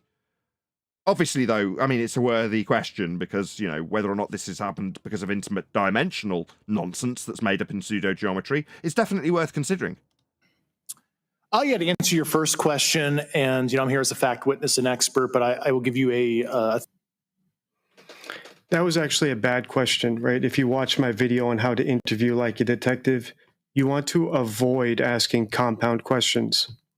So that question should have actually been split up. You know, for example, so you're telling me that aliens had the technology to get here from billions of light years away. However, once they were in our atmosphere, they crashed. They didn't account for that. And then another question should have been, you've spoken about interdimensional beings. Please explain that, right? So it should have been split up. Now what the whistleblower can do is he can pick the easier one to answer, right? So when you ask a compound question, when you're interrogating someone or interviewing them, you leave yourself open to only having one of your questions answered. And typically if someone's being deceptive, they'll only answer the easy question and move on. And in my video about how to interview like a detective, we saw that Nadia did this when she was being interviewed by Jake Lucky. But this does raise a question then. When somebody peddles something that is simply not true by mere fiat, then is that being deceptive? Obviously, we would say no. You know, there's a certain aspect to lies that you have to fulfill in order to call them lies. You know, the intention to deceive. Now, in this instance, we've got a congressman in a white shirt that's describing interdimensionality that's based on pseudo-geometry and gravitational-based orbital motions with light years extrapolated out from measurements of a flat Earth. So that's what we've got so far, but those things are not being assessed. Those words have not been considered. What has been considered is the false dichotomy that's offered in terms of the two questions, one of which can be answered. Because it is a false dichotomy when you offer up two suggestive scenarios, neither of which are real. We don't have a gravitational-based, light-year-based system, because that infers the measurements taken from a flat plane actually give us a spherical shaped ground, which is nonsense. And interdimensional beings would require pseudo four space time to be real. And it isn't. It's a pseudo geometry. It's a concept. So none of these principles that are being asked about actually exist in physical reality. But that's the point of this hoax as a whole, as opposed to what we're focused on now, whether or not the individual is a hoaxer. It's right in the title. How to spot a hoaxer. Well, you've missed the wood for the trees, Deception Detective. Because how do you spot a hoax? You go by the words they say. Well, he's just talked about interdimensional beings. Interdimensional beings requires extra dimensions. Invented by Einstein in current heliocentric globe Earth rhetoric. It's religious rhetoric. What about the pseudo-geometry that gives him the dimensions to assert the distances that would have to be travelled for things to crash? They too take place in a nonsensical world. Is he being deceptive about? No, he isn't. He's just saying it because he just knows it to be true. It isn't. We don't have a sky vacuum. But yet it's not assessed. It's part of the language. We're all guilty of it, whether we know it or not. But yet deception's afoot, because we haven't got a sky vacuum and aliens can't come from there. Yet a guy not being deceptive is the one actually putting it into this rhetoric. So as a hoax, not hoaxer, the entire thing is presenting a hoax to you. And it's seeing between those lines based on what you advise. What do people actually say? What did the congressman say? Not the hoaxer. Because there's more to this, isn't there? And all you've assessed it to be is filler because there's something else more important going on. Au contraire. There's a religion. One world religion. It's called heliocentrism. This props it up by way of hoaxing. About her cheating scandals. So let's see how this whistleblower answers. Let's see if he answers both questions or he lets one slide by. Why not assess the questions? Do they fall in line with your religious belief of being on a ball in a vacuum, perhaps? So they don't need assessment, do they? You automatically suspend that disbelief because the guy in the white shirt definitely isn't lying, right? No, he had no intention to deceive anybody when he talked about what he understood and believed to be true, with dimensionality, gravity, and distances to light-year planets, with crashing aliens being the objection one layer down from that suspension of disbelief that is easily debunked with natural law. A theoretical framework, at least to work off, to kind of espouse crashes. Answers. Let's see if he answers both questions or he lets one slide by. A theoretical framework, at least to work off, to kind of I rewounded it so you could... Rewounded? I rewound it so you could hear it again, just for familiarity. So this isn't an in-joke. This is directed at Deception Detective, if you hear this. There are other people in the Flat Earth community who bullshit about things that they cannot experience and physically demonstrate. Prove, in other words. And when they do, they lie by omission and by words used by this hoaxer. Literally verbatim. You'll hear it in a moment. So let's see how this whistleblower answers. Let's see if he answers both questions or he lets one slide by.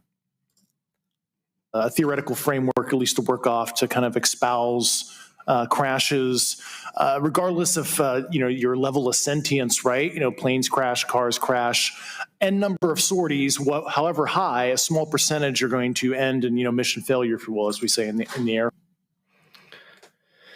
What he's doing here is this is also a sign of deception. He's answering in the hypothetical. So think about if you were in his shoes, and let's say you actually knew of aliens that crashed on Earth, right? Their UFO crashed here. Nathan? Yes, go ahead, Brian. Yeah, I tried to get this in a few minutes ago, but there was more stuff going on. The whole problem with this is the question he was asked. It's someone pre-assuming, never mind that they're pre-assuming a sky vacuum and all the rest of it, they're pre-assuming that these beings could come from whatever distance away and have the technology to do that and then crash land on a globe Earth.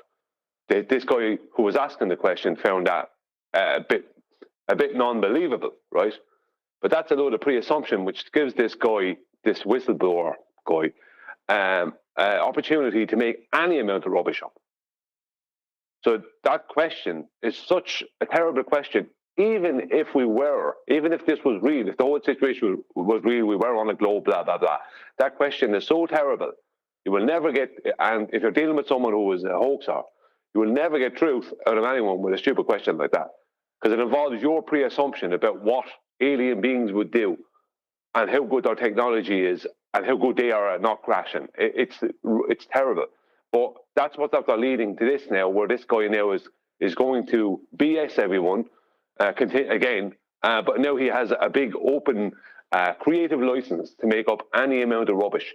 So it wouldn't matter if the whole situation was real.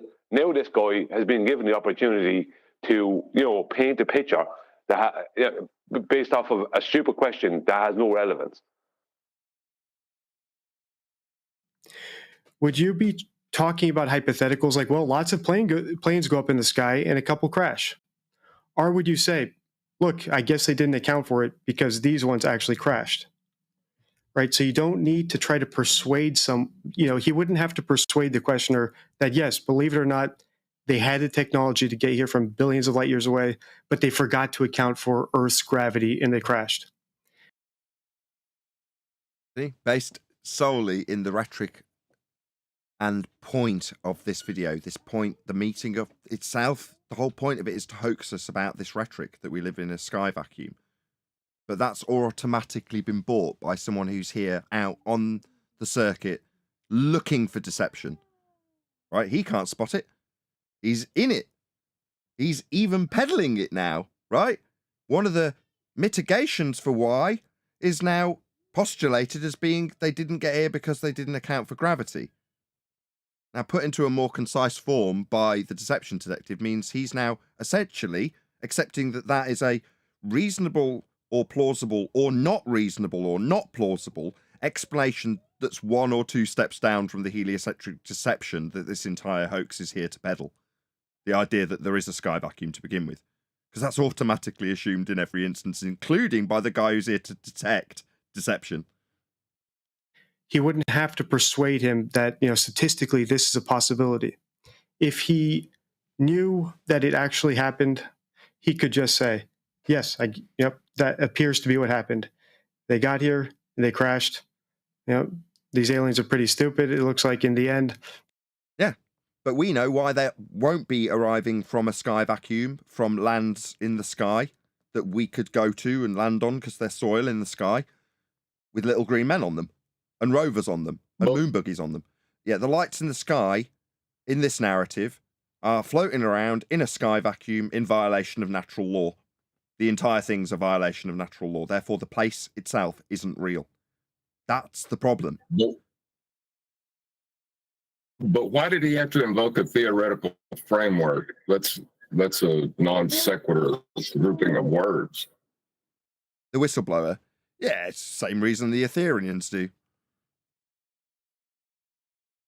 Well, I wouldn't critique the deception detective too much on this. What I mean by that is he's just trying to show how you spot a hoaxer. So it doesn't really matter if he's saying, the only way I critique him there would be that he's entertaining that as an actual serious question. I like that question that guy asked the whistleblower about he finds it hard to believe that aliens could come from billions of light years away and then crash here. He should just be hand waving that question away as a completely pointless, stupid question. That's the only thing I critique him on. Because he ended up trying to answer it. He should have just said gravity, this or that, or you know what I mean? It's like why are you even trying to answer such a stupid question? All that question does is it's actually an unintentional red herring that brings you nowhere. Gravity. But he's responding in the hypothetical. So let's listen to the start of his response again. And notice how he's not talking about a specific alien aircraft. He's talking about hypotheticals in order to persuade us that, yes, it is hypothetically possible that an alien could have crashed. Energy supplies don't want you to know.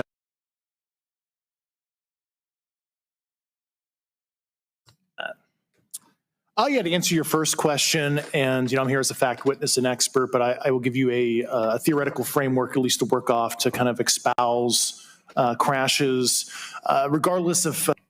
Right. Why would the framework need to be theoretical if there were actually downed alien aircraft? You could just talk about that. As unbelievable as it is. Sounds like these aliens had a huge. Dice Low's an Ethereum. I just said it. Yes, we heard. Yeah, it sounds like we heard.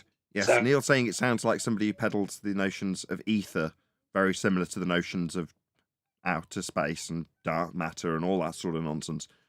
I mean, that's assumed by the deception detective, and I'm being told by Brian it's unfair to critique him on that, even though my point is that the overall deception has been bought hook, line, and sinker by the deception detective. That is my point, though, Brian. I do want to thrash that out. Well, I can't disagree with you there. I can't disagree. I'm just saying that we have to pre-assume that people will pre-assume the existence of that and gravity. My only point was, why is the deception detective, regardless of his beliefs, even trying to answer that ridiculous question? It's like, that was my only point. I'm not saying you're wrong. How could I say that? You're 100% correct. Fair enough. I misinterpreted what you meant. Huge oversight and crashed. Your level of sentience, right? Planes crash, cars crash, n number of sorties, however high, a small percentage are going to. But yeah, backing up deception detective, yeah. If you're going to be honest about this, and this has occurred, not cars plash, planes crash, trains crash, whatever he said. It's, aliens crash. Aliens have crashed into Earth. He can't say that there aren't any aliens. There is no ball Earth with a sky vacuum to come from to crash into. Yeah, that just isn't the case. To end in the same way, as we say. Again, John? In the same way, there is no framework holding gas together to make it fall down. So we have to go to a theoretical framework or a logical framework to explain this, right? Yeah, we can go to a pseudo-Riemannian force space-time bending, a non-force force that you can think of as a force that a geodesic in space-time, effective well that Earth is in, would create a differential where moving is actually zero as you fall around in said geodesic bent in space-time, moving the scale from 0, where you would think it would be as you sit doing nothing, to 1g, when you're sitting and doing nothing. But when you fall, that's actually 0. So in perpetual motion around a sphere, you can describe with a bent geodesic through a pseudo-force space-time that creates a non-force called gravity. And that makes gas go down, go boom, boom. I mean, it doesn't actually go down. Gas expands in all directions. But if you listen carefully to all my convoluted gaggle screw of pseudo-Riemannian force space-time bending and geodesics in space-time with wells that Earth sit in, and how we move along the path of bent geodesics in space-time when we conceptualize a 4D space-time medium for us to be travelling in. And that creates the non-force force that you can think of as a force, known as gravity, holding the gas here, as it expands in all directions and doesn't go down in violation of natural law. But let's just brush over that, so long as we all accept that there is, within my story, a sky vacuum to begin with.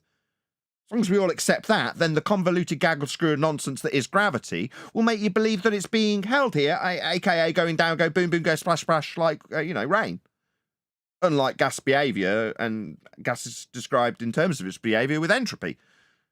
The sky vacuum would violate that, but obviously you've heard my explanation for gravity now, so gas go down, go boom, boom. We all clear? Let's argue about whether or not the aliens have been fighting with men or not. Let's not argue about whether or not gas go down, go boom, boom. Violations of natural law and sky vacuums aren't the main topic here. Au contraire. We will beg the question of gravity for him, as the deception detective has done. Perfectly reasonable. Because we're spotting hoaxers.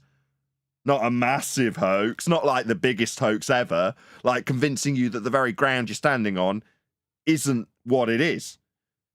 Because no, that couldn't possibly be the overarching hoax. There's just probably something bigger in the media when this came out. Well, the only reason I bring it up is to hold up a mirror to deception detective and ask him, if you have to invoke a theoretical framework to answer a question about what actually happened, and you question it with this alien crash, why are you not questioning gravity?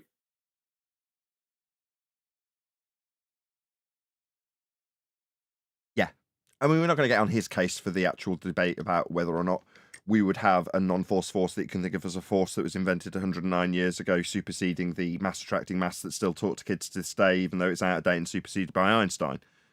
And we won't mention that Einstein's been completely eradicated by quantum mechanics. I mean, those sorts of things aren't for him to, really concern himself with. It's more the thing he's focused on, because I want a response. He's bigger than I am. He's getting a lot of views. He's getting a lot of traction. And we're directly addressing something that he has done. It is completely in line with what he does. And to get a response, we've got to be critical. And to be critical, we've got to say, well, you've missed the overall hoax and just described it to something else in the media that week. When in reality, you've fallen for the hoax. And as the deception detective, I feel that you need this pointing out to benefit you when you're looking for hoax. Because that's what you do as a YouTuber. Stepping back and seeing the wood for the trees. Rather than the guy in the wood claiming that aliens have been beating at people, but we should only question him, where the very woods around him are fabricated by all around him, including the guy in the white shirt. Now, he doesn't know that he's lying, because he isn't. If he doesn't know, how can he be intentionally deceiving people? He's just regurgitating heliocentric rhetoric, which is false, as he understands it. Like a man of the church would regurgitate things about Christianity as they understood it. And rightly so, some people would criticise it as merely being rhetoric and belief, because that's exactly what it is. Now, his belief is understood by him to just be true, even though it's actually a belief. But that is the point of this session, this entire piece. That is the hoax. Not the guy, not the whistleblower. He's part of the hoax. But the wood has been missed for the trees, hasn't it?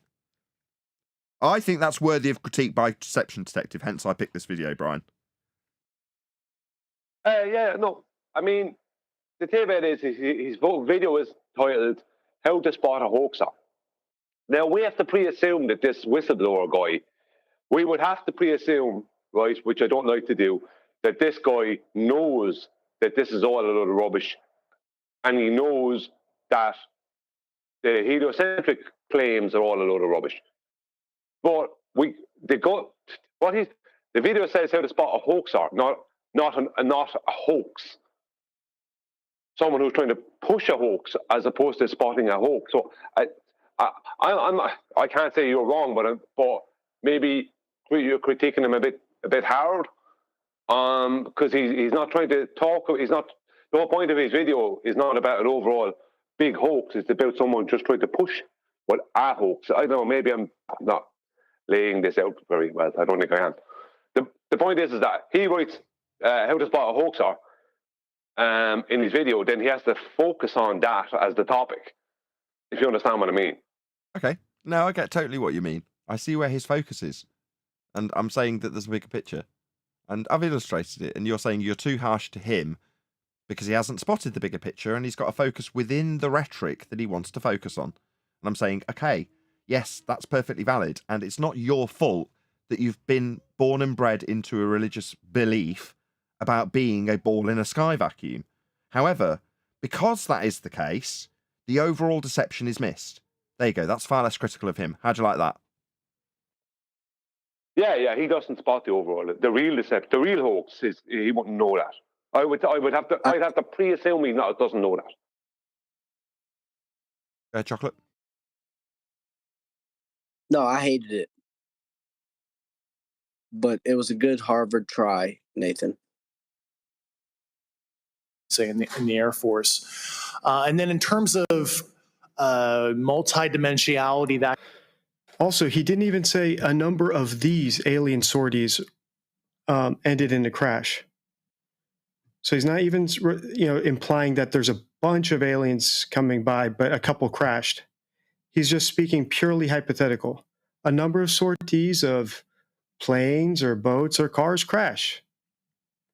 So it's another unresponsive answer, but it's meant to persuade if you're not paying attention. Right? He's not talking about a specific event. He's being unnecessarily persuasive. That kind of thing. The framework that I'm familiar with, for example, is something called the holographic principle. It derives itself from general relativity and quantum mechanics, and that is If you want to imagine a 3D object such as yourself casting a shadow onto a 2D surface, that's the holographic principle. So you can be projected, quasi-projected from higher dimensional space to lower dimensional. It's a scientific trope that you can... This is more hypothetical persuasion. And yet he used the word scientific.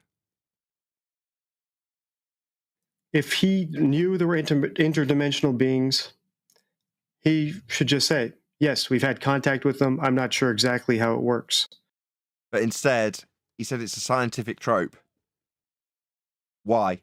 Because science has been trained into all of us, including you, Deception Detective, proves things. It's a method for establishing the cause of an effect that we observe in nature.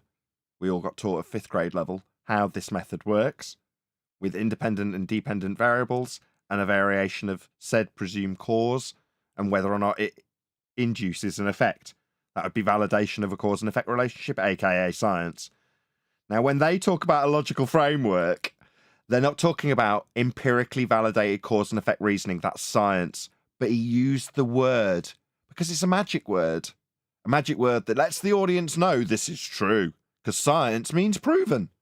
Except when you're a charlatan and you don't have any science, you definitely don't have any proof, you haven't answered a question that's directly being asked. But you're going to allude to the ideas that need to be peddled in this particular session with the word science, which is precisely what he did when he described a 2-dimensional shadow cast on a 2-dimensional surface like the ground from a 3-dimensional object. That's a segue into quasi-pseudo four-space-time geometry. It's a way of you conceptualizing how, if you were on a piece of paper as a 2-dimensional entity, you wouldn't be able to even conceptualize the 3rd dimension because you're a 2-dimensional entity. And in the same way, you, as a shadow, can't possibly imagine the holographic projection that is you as your 3rd dimensional being. Likewise, you, as a 3-dimensional being, cannot possibly ponder the pseudo four-space-time geometry invented by Einstein that is apparently the cause of all this crap, right? Interdimensional beings? What, they've come out of the maths of Einstein? What, that 4th dimension he invented? Really? He called it time. Oh, what, does that make it real? Now, time's a concept also. But he's turned that concept into a dimension. And now we've got that dimension causing aliens. Yeah? See how this all falls apart? Yeah, and So he adds in the term quantum mechanics, this whistleblower. So they always do this. They're always adding this, Einstein's relativity and quantum mechanics. They're always adding this in these days because that does have validity. Right now, what they're talking about is quantum field theory and stuff, which is not quantum mechanics, but they're going to try and give the impression it's quantum mechanics. So that adds validity to the general relativity and then to these shadows and those other complete and utter rubbish this guy's after saying. Right? He's supposed to be there proving that there is aliens in spacecraft. And instead, he wants to talk about theoretical things like general relativity. You know, and give a hypothetical situation. What has any of that got to do with you proving what you're claiming to be real? Right, Nothing. exactly. So take the people at their face value. What are the words that they're actually saying? What is he actually peddling when he's there? He's peddling Einsteinian pseudo-geometry as a causer for things that he's describing. He's trying to attribute that. Those are the words he's actually saying. That's what he's actually said. So let's not read between the lines. He's peddling pseudo-geometry as the cause of things. He's called it holographic and described a 2-dimensional shadow. We've heard this in terms of dimensionality. We've heard it scaled all the way up to the 10th dimension, I'll have you know. From Einstein, pittance. I can conceptualize 10 dimensions and explain them all to you. And they're the cause of things. The 10th dimension caused this. What's that? You don't believe me because you're not indoctrinated with the 10th dimension in the same way you are with Einsteinian 4th dimensional time bending to create a gravity non-force that holds gas here in violation of natural law? That's what he's actually talked about. That's what he peddled, didn't he? So let's listen to what he actually says and say, why is he saying those things? Why is he talking about a 2-dimensional shadow? Because it be so that you can reify your 3-dimensionality into a 4th dimensional pseudo-geometry for gravity to hold gas here so that we have space? Because that's what he actually said, didn't he? That shadow hologram is a derivation of Einsteinian geometry. He even declared it openly and boldly. Those were the words he said. So what's he actually doing? What's he actually saying? He's telling you space is real. He's telling you why it's real and how it's real. With his science that he explicitly stated, all a lie. He hasn't got science. Science is the establishment of cause and effect based on natural phenomena through systematic experimentation to prove cause of effects we observe in nature. It's a proving tool. That's what science is. He said it and associated it with pseudo-geometry, pseudo-dimensional geometry, fourth dimensional. He named it. He also lied about quantum mechanics when attaching it to Einstein's geometry. Because why? Well, quantum mechanics is scientifically validated. Einstein's fourth dimensional that he compared to shadows and holograms isn't. You need to steal some valor. So let's look at the words he actually said. Like we would be advised to do by this guy, Deception Detective. That's what he says to do. Take them at face value. Listen to the words they're saying. Just be aware when people speak in hypotheticals. Sorry, Brian. I won't stop you from getting your point in this time. Go ahead. Just quickly before you press play again. What the guy is doing is he's promoting that space is real, and then he's giving you a theoretical proof. That's what the guy's actually doing. He's promoting this heliocentric space is real. Then anyway, here's some theory to support that. It's like that's what the guy's actually after doing. Now, deception detective doesn't spot that because he doesn't realize that. Well, he doesn't spot why the guy is doing it. He doesn't realize. You know, we face the same thing here, don't we? Look, it's like this. What did Einstein actually do? Just so, in case deception detective does listen to this, what did Einstein actually do? He didn't add in a fourth dimension. He took away a third dimension and replaced it with time. So he took a third dimension away and put time in instead of that third dimension. That left him with 3 dimensions.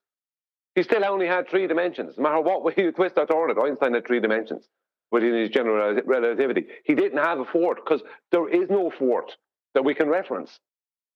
So that's what Einstein actually did. If we look into what he did, what he was proposing. You know, he took away. He's kept X and Y and turned Z into T, which is time. That's all he did. It's nonsense. Right, but that is this guy's proof for space. And it's backed by the congressman asking the questions. I really don't understand, given that we all understand that there's planets far, far away. Yeah? Because that's what I understand. But what I don't understand, given that we're all suspending disbelief about planets far, far away, because I've just affirmed it and no one's questioning it, it seems odd that they'd crash. So let's focus on that. Just real quick, X and Y is a plane of reference, and the association with Z being time as a downward vector. What's this have to do with the sphere? It doesn't. You're going to need a flat Earth to describe this Einsteinian fourth dimensional pseudo-geometry. It's with respect to a horizontal plane of reference, like everything always, because that's how the world functions. Even if it is pseudo-invented geometry, it still needs to be embedded within a plane of reference. Therefore, you're going to need a flat Earth to assert pseudo-Riemannian four space-time geometry, John. You're going to need a flat Earth for this.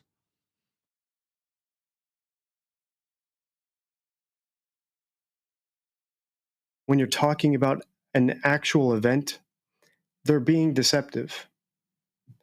And the reason he's speaking in hypotheticals instead of an actual event, I'm pretty sure he's making all this up now, after that, is because we always speak based on everything we know. So I haven't talked about this in my recent videos. But let's say you're speeding and a cop pulls you over and says, "Do you know what you did wrong?"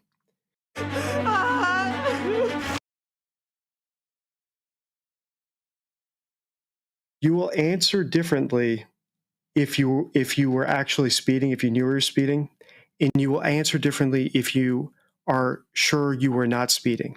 You always speak based on everything you know. So if you know you were speeding, you're trying to get away with it, you'll probably do some extra persuasion, right? You'll try to convince them to believe you. Or you might not say the word, "Officer, I can prove that I was going below the speed limit," because again, the guy in the whistleblowing position did use the word prove indirectly with a little magic word of science. That's what it's taken to be meaning. Proof would never occur to you. The word proof wouldn't occur to you because you would. It does when you use the word magic. You were taught at a very early age that's what the point of scientific method is, to prove things. Know that there's no way for you to prove it. Go ahead. Nathan, this is great. This is great to put in this guy's like vocabulary, because that is what is implied when you say science. When someone claims science, they're claiming something that is empirically true. So that would be a strong. I don't know, unless the person's ignorant and he thinks science, and he's not talking natural science. But for the guy analyzing the statement, like when he claims a validity of science when it's not. That's deception. Using proof, implying proof. Yeah, absolutely. So you always speak based on everything you know. And it's clear to me, it seems like this, that he is aware that he has not encountered any interdimensional beings. He's not encountered any alien spacecraft. And so the idea... And furthermore, there are no interdimensions and there is no space. Interdimensions is Einstein's pseudo fourth dimension geometry, and outer space is Keplerian orbital motion religion. Both aren't true, both aren't real, neither are provable. One violates the natural laws that we inhabit our world with, based on gas behavior and the descriptions thereof. It doesn't comport with those because it's not real. The idea of speaking about a specific one doesn't even occur to him. So he's just speaking in hypotheticals, right? Because he knows there is no specific one. He can't picture it in his head because it doesn't exist. That's my impression so far, right? Based on everything he said. Let's keep listening. We'll finish out the video and see if he can persuade us otherwise. You can actually cross, literally, as far as I understand, but there's probably guys with PhDs that we could probably argue about that. But you have not seen any documentation that that's what's occurring. Only a theoretical framework discussion. Yes. Okay. Okay. Okay, so fair enough. So he's saying that he hasn't encountered them. That's all theoretical. Occam's razor is that these aircraft, have they been identified that they are being produced by domestic, military and contractors? Is there any evidence that that's what's being recovered? Not to my knowledge, plus the recoveries predate a lot of our advanced programs that I previously am witting of. So, would it be safe? But now we're all clear that there's stuff being recovered that could be, what, military vehicles to go to space? Just going to move along with the whole space thing now. That's just basically cemented in the mind's eye of everybody who's watched this piece as we round out the piece. Because now we're moving on to, the aliens that we're focused on and the crashed things that have come from the sky vacuum. Might they just be things that we've made? Well, no, not to my experience, but at this point we're all definitely under the impression that we've got a sky vacuum and that orbital mechanics works and that fourth dimensional shadow holograms are real and that's all science and that's all established. But basically the alien bit, the craft bit, that could just be a military craft, right? Let's focus on that for a bit. Very important, because we wouldn't want to deviate from the bigger picture of the overall hoax here. Then again, it could just be that there's something better on telly on the other channel. I don't know. Could be. Well, hey, Brian. Well, someone would say something for me. What's his name, Nathan? What's his channel? Deception Detective. He can add one subscriber. Yeah, I hope people do subscribe to him, because I might be overly critical here, because I want something to get him to get his teeth into and go, no, you're wrong. I've assessed it in this manner because of this. And working within their logical framework to weed out the individual hoaxer is the purpose. Therefore, I am going to work in their logical framework, whether you like it or not. I go, okay, but do you now appreciate that your logical framework's very flawed and part of a much bigger hoax? Let's hope so. Safe to say that there could be a scenario today. Go on, Brian. Sorry, because I got cut off there earlier. If people pay attention to what's going on here, there's promotion of the reality of space aliens coming from a heliocentric space. Then there's no evidence given for any of this. There's some theoretical pseudoscience put forth under the guise of being actual science and proof. And then it could be, military, but he doesn't think so because he reckons that these things that have been recovered, the things he has shown or proven the existence of, prior to militaries having this level of technology that he hasn't shown or proven. So it's all ambiguous. Everything heliocentric always ends up being ambiguous. It could be military, but it could also be more. It could also be this other thing that I was here to prove the existence of, and have shown absolutely nothing for. Everything heliocentric ends up ambiguous because that's where it has to end up. Because when you don't have any evidence to produce, all you can give people is ambiguity. So I can't speak. I bet the cough. Ambiguity, yes. Where you have an aircraft that crashes, and because it's been involved in one program from one federal agency, but the agency that retrieves it is not aware of that program, and to them it appears alien in origin. I mean, that's a hypothetical situation. I'm not aware of any historical situation that would match that. Hi there. Did you know?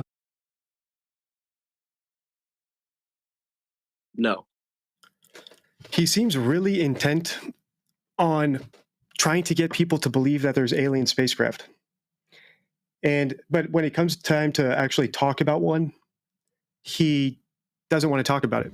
So, for example, the congressman's question was pretty good, right? Is it possible?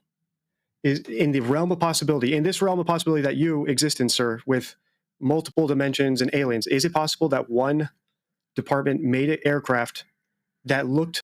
Hey, I missed that on the first lesson. Does that not, Brian, get him off the hook for everything I've just accused him of? That little disclaimer. Well, it does. It does in a way because yes and no. Because what he's now talking about is the guy trying to give people the belief, but without showing any evidence. And he said he's talking about how it could be a military thing. What could be a military thing? This is what he's missing. What could be a military thing? The thing that he hasn't shown. Nobody's shown or proven the existence of. Could be a military thing. It could be a nothing. Show us some proof in existence of it, and then we can talk about what it could be. Right. Do you know what I mean? It's like he's definitely using the word that. belief. Deception detectives definitely caught that aspect of it. That this is a big fat nothing burger. That he's got no evidence to back what he's actually putting forward. But by the same token, what he's just stated, I'll rewind it so you can hear what he says again, because he's basically, as far as I'm concerned, put himself in a position where he has inserted himself into a framework that, by disclosure, he doesn't necessarily accept. I can't now accept that he's working within their framework because he's disclaimed that it's his ideas that he's working within. So he's critiquing it from outside of their framework based on that last statement. You listen. Actually talk about one, he doesn't want to talk about it. So, for example, the congressman's question was pretty good, right? Is it possible? Is in the realm of possibility, in this realm of possibility that you exist in, sir, with multiple dimensions and aliens, is it possible that one department made an aircraft that looked like alien technology when it was recovered by different departments? Yeah, he has. He's done one step better. He's even phrased it from the position of the congressman. He's twice removed from this now. I have to take back everything I've just said to critique him with. Kudos. I didn't catch that. I got goosebumps. I like being wrong. I didn't catch that on the first listen. I must have listened to the end of it while I was in the shower. But I didn't catch that. But that puts him into a position of absolute superiority to critique this now, doesn't it? And not have to accept any of the critiques that were directed at him in regards to the overall hoax, because he's now separated from it, isn't he? Yes and no. Because he's still pre-assuming that there is something that may have been military, as opposed to pointing out, no, nothing has been shown in any way with any solidity or any tangibility that these things that are being talked about exist.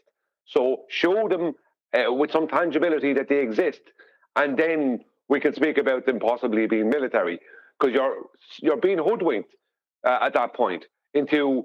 Yeah, well, the pre-assumption is that these things exist. It's a pre-assumption.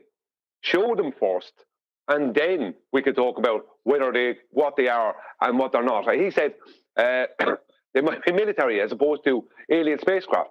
Well, if you've never seen alien spacecraft and you're just pre-assuming the existence of it, then alien spacecraft could be anything, because You've never seen these alien spacecrafts that you're presuming the existence of. You know what I mean? They made it look like. How can they make it to look like alien spacecraft? If there's no evidence of any alien spacecraft. Right, but that's the same. I can make something to look like something. That's the only. I would hold him to that because he's pre-assuming that these things are actually there, being witnessed. Maybe he is, maybe he isn't. I'm not exactly sure whether he's clarified that he now believes the second layer lie, that there is actually something to be talking about at all. But my focus is on the if by comparison it's a Narnia example again, right? And the spacecraft is a talking lion, then arguing about whether or not the guy who has claimed to have gone through the wardrobe to Narnia, it's a discussion about whether or not he did or didn't experience the talking lion in Narnia, while the acceptance is automatic that Narnia exists and wardrobe travel exists. Yeah? Yeah. He has redeemed himself based off of your earlier critiques. He has redeemed himself somewhat, but I'd still hold him to that, the pre-assumption. Okay, fine. Apartment. And instead of saying, yes, that's possible, which I think 99% of people would do, he doesn't want that reasonable explanation to suffice. He doesn't even entertain it. And that seems like he has an agenda. I think the conspiracy theorists on this one who think that this whole thing is a distraction from something else, I see where they're getting that from. Because you could even slot that statement into my assertion. I just wouldn't like to be labelled a conspiracy theorist simply because I know Earth's measured flat. Nevertheless, as long as you don't brand me a conspiracy theorist for knowing how Earth's measured, and indeed where the derivation of that measurement turns into a sphere, that doesn't make me a conspiracy theorist. It makes me a realist based on measurements of the Earth. Just get that clear first before I move on. Okay.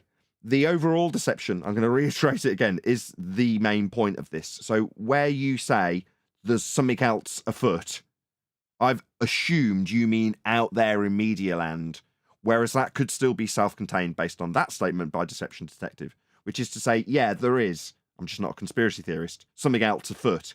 And it's the overall hoax of the religion of heliocentrism with a sky vacuum-based violation of second law of thermodynamics. So that's what's afoot when there's something being given, waving of the left hand while the right hand's picking your pocket. That's what's happening. So while we focus on the left hand that's waving, that's the hoaxer in the critique by Deception Detective. But the bigger picture, the thing that's there's more to it, or this is a distraction from, yeah, the aliens are a distraction from the sky vacuum that's left in the mind's eye of the viewer as automatically being correct and true, because even the senator talked about it. This doesn't add up. Why be so insistent, and why negate any other explanation besides an actual alien aircraft? But then when it comes time to actually acknowledging it or talking about it, you avoid the topic. It doesn't add up. It's inconsistent. Let's listen to his response again, right? So the congressman's asking a reasonable question. I would expect, even if he knew alien spacecraft exist, that's still possible, right? The response that that's impossible is strange. Not even from a statement analysis standpoint, just it's strange that he wouldn't allow for that possibility. To them, it appears alien in origin. I mean, that's a hypothetical situation. I'm not aware of any historical situation that would match that. Once again, non-responsive. All the congressman was asking is it possible? And he's being non-responsive. He's saying, I'm not aware of any. That's not what he asked, right? It wasn't asked, is there an analogous situation that happened in the past? That wasn't the question. The question was, is this possible? And a reasonable. And the answer is no. No, there's no possibility of aliens coming from a sky vacuum. Likewise, there's no possibility of talking to a talking lion in Narnia. There is no Narnia. Then there is no sky vacuum. Person should answer yes. The whistleblower, just briefly, the whistleblower is keeping his answers very, very, very tight. It's like as if he knows this is a complete heap of rubbish, and he's not even going to actually claim. He hasn't actually claimed anything, has he? He hasn't claimed heliocentrism is even real. He's alluded to it and given theoretical nonsense from pseudoscience. The whistleblower has given absolutely nothing, right? nothing that would hold him down to claiming that we live in a heliocentric universe and there's aliens coming here. Whatever he was there for, I don't know, because it's like as if he's in the wrong hearing. Do you know what I mean? It's like he's the most generic nothing. Is the most generic nothing answers that you couldn't hold them down to making a claim on. You know, it's like I think the whistleblower is obviously he's probably coached before he goes in there, but obviously he's not. You couldn't class him a whistleblower for a start, but. It's just he has given nothing. If you listen, just put a collage of all these words, nothing. Come on. Does he have to prove heliocentrism?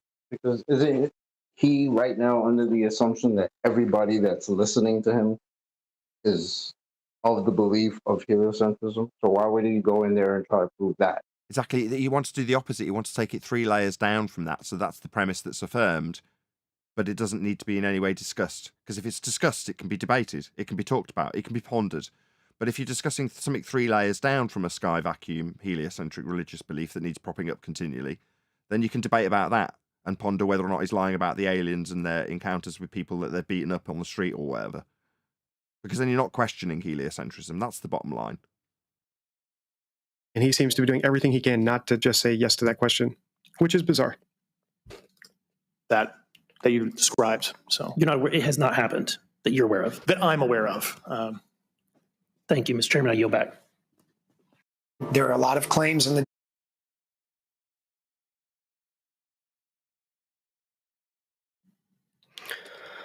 Okay, so time for final thoughts on this. All these alien ones, if you're going to make extraordinary claims, you should provide extraordinary evidence, or speak with extraordinary candor. Right? If you're making a huge claim about something that most people would find unbelievable, you should be very sincere about it. So as an example, if I was to say, the Earth is obviously and observably flat, that is how it is measured. That could be interpreted as a very candid statement of fact in opposition to something that people believe not to be true. With an example. Measured flat. Even we won't get into the wrangle-dangle of that. We had a massive debate about it at the beginning in terms of the functional operation of things like sextants. If you're telling the truth, you should be aware that most people aren't going to believe you. So you should try to be as sincere as possible when you talk about it.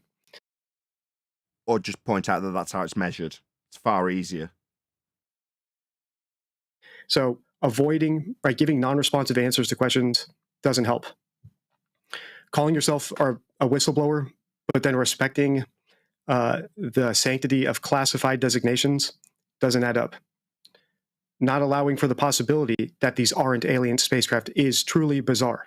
Like I said, even if I had seen an alien spacecraft myself. Maybe there's some ulterior motive. Maybe there's an overarching lie that needs to be peddled, but without you noticing. I mean, I've only covered it 5 times, so it's best not to reiterate it again. The sky's not a vacuum, violation of second law of thermodynamics. Gas would fill the space. It's still possible, Yeah, right? It's still... But the guy is... Deception Detective is working off of the fact that this guy is kind of stating that it isn't possible that they're not alien spacecraft. But the guy didn't even say that. The guy didn't say anything. So you end up filling in the gaps of what he didn't say. And Deception Detective is doing that now. He's filling in the gaps of what the whistleblower guy didn't say. The whistleblower guy didn't say anything that he could be held to. It's the biggest nothing burger ever. And just like with Einsteinian general relativity, people fill in the gaps that Einstein left there for them to fill in. You know what I mean? People start making their own versions of it up simply because Einstein didn't give them all the details. You know, it's like a book where there's words left out and you have to add in a word that you think should be there. And that's what you end up doing. And that's what this whistleblower is doing. He's as vague as possible. So he can never be held to claiming anything. Hey, Nathan, this would end real quick if this guy was a flat earther. The detective guy, he can end it real quick. Yeah. Well, if we're going to fill a gap in, right, how are we going to fill in the gap between the Earth is measured flat with elevation angles, and outer space is a place that men can travel to and from, but the gas doesn't. It doesn't comport because the entire need to have gas wrapped around a ball is derived from measurements of a flat plane. So to start asserting by reification that Earth is a sphere in a sky vacuum is immediately debunked by the way the measurements were taken of the Earth to make that inference. Yes. Well said. A possibility that another government agency could have made it and could be hoaxing me. Who knows? So to not allow for that possibility is also strange. Usually I don't go in for conspiracy theories, but on this one, I would rather side with the people who say that this is just a distraction from something else than... Yeah, the sky is not a vacuum. Heliocentric religion is the one world religion we are all under. When he says... Sorry, go ahead, Brian. That was it, by the way. That is actually the effective end of his video. So he does a couple of plugs, but that's where we'll end it. Well, this is the thing. It's not a conspiracy. This is the thing. This is the overriding point. It's not a conspiracy to accept the existence of the effects we call and detail as entropy. It's not a conspiracy to accept them for what they show themselves to be all day, every day. That's not a conspiracy, but they want you to believe that you're a conspiracy theorist if you are in opposition to claims that are in opposition to those effects. Hot will always go to cold. High pressure will always flow to low. All these things within what we call entropy, all the details that are witnessed all day, every day. You're a conspiracy theorist if you just accept the reality of them. That's what they're actually saying overall, isn't it? But meanwhile, you're not a conspiracy theorist to think that is there life on other planets and are aliens real? But that's not the conspiracy, right? Right. And with that, I'm going to say if you are watching this on either Nathan Oakley 1980 or Nathan Oakley premiering streams, then stay tuned as there will be an after show to follow. Unfortunately, though, if you are watching this live, this is where we bid you farewell. So another massive thank you to today's Discord and Jeepers panels. I should shout out 24/7 Discord. Woohoo! We joined a different Discord server today, so in case you hadn't noticed, we weren't in the usual Flat Earth Science versus Scientism Discord server. We were in Flat Earth 24/7 Discord server. So a massive thank you to them to let us host in that show today. As I say, if you are watching on an after show, stay tuned. I've been Nathan Oakley, and I will see you all in the next video.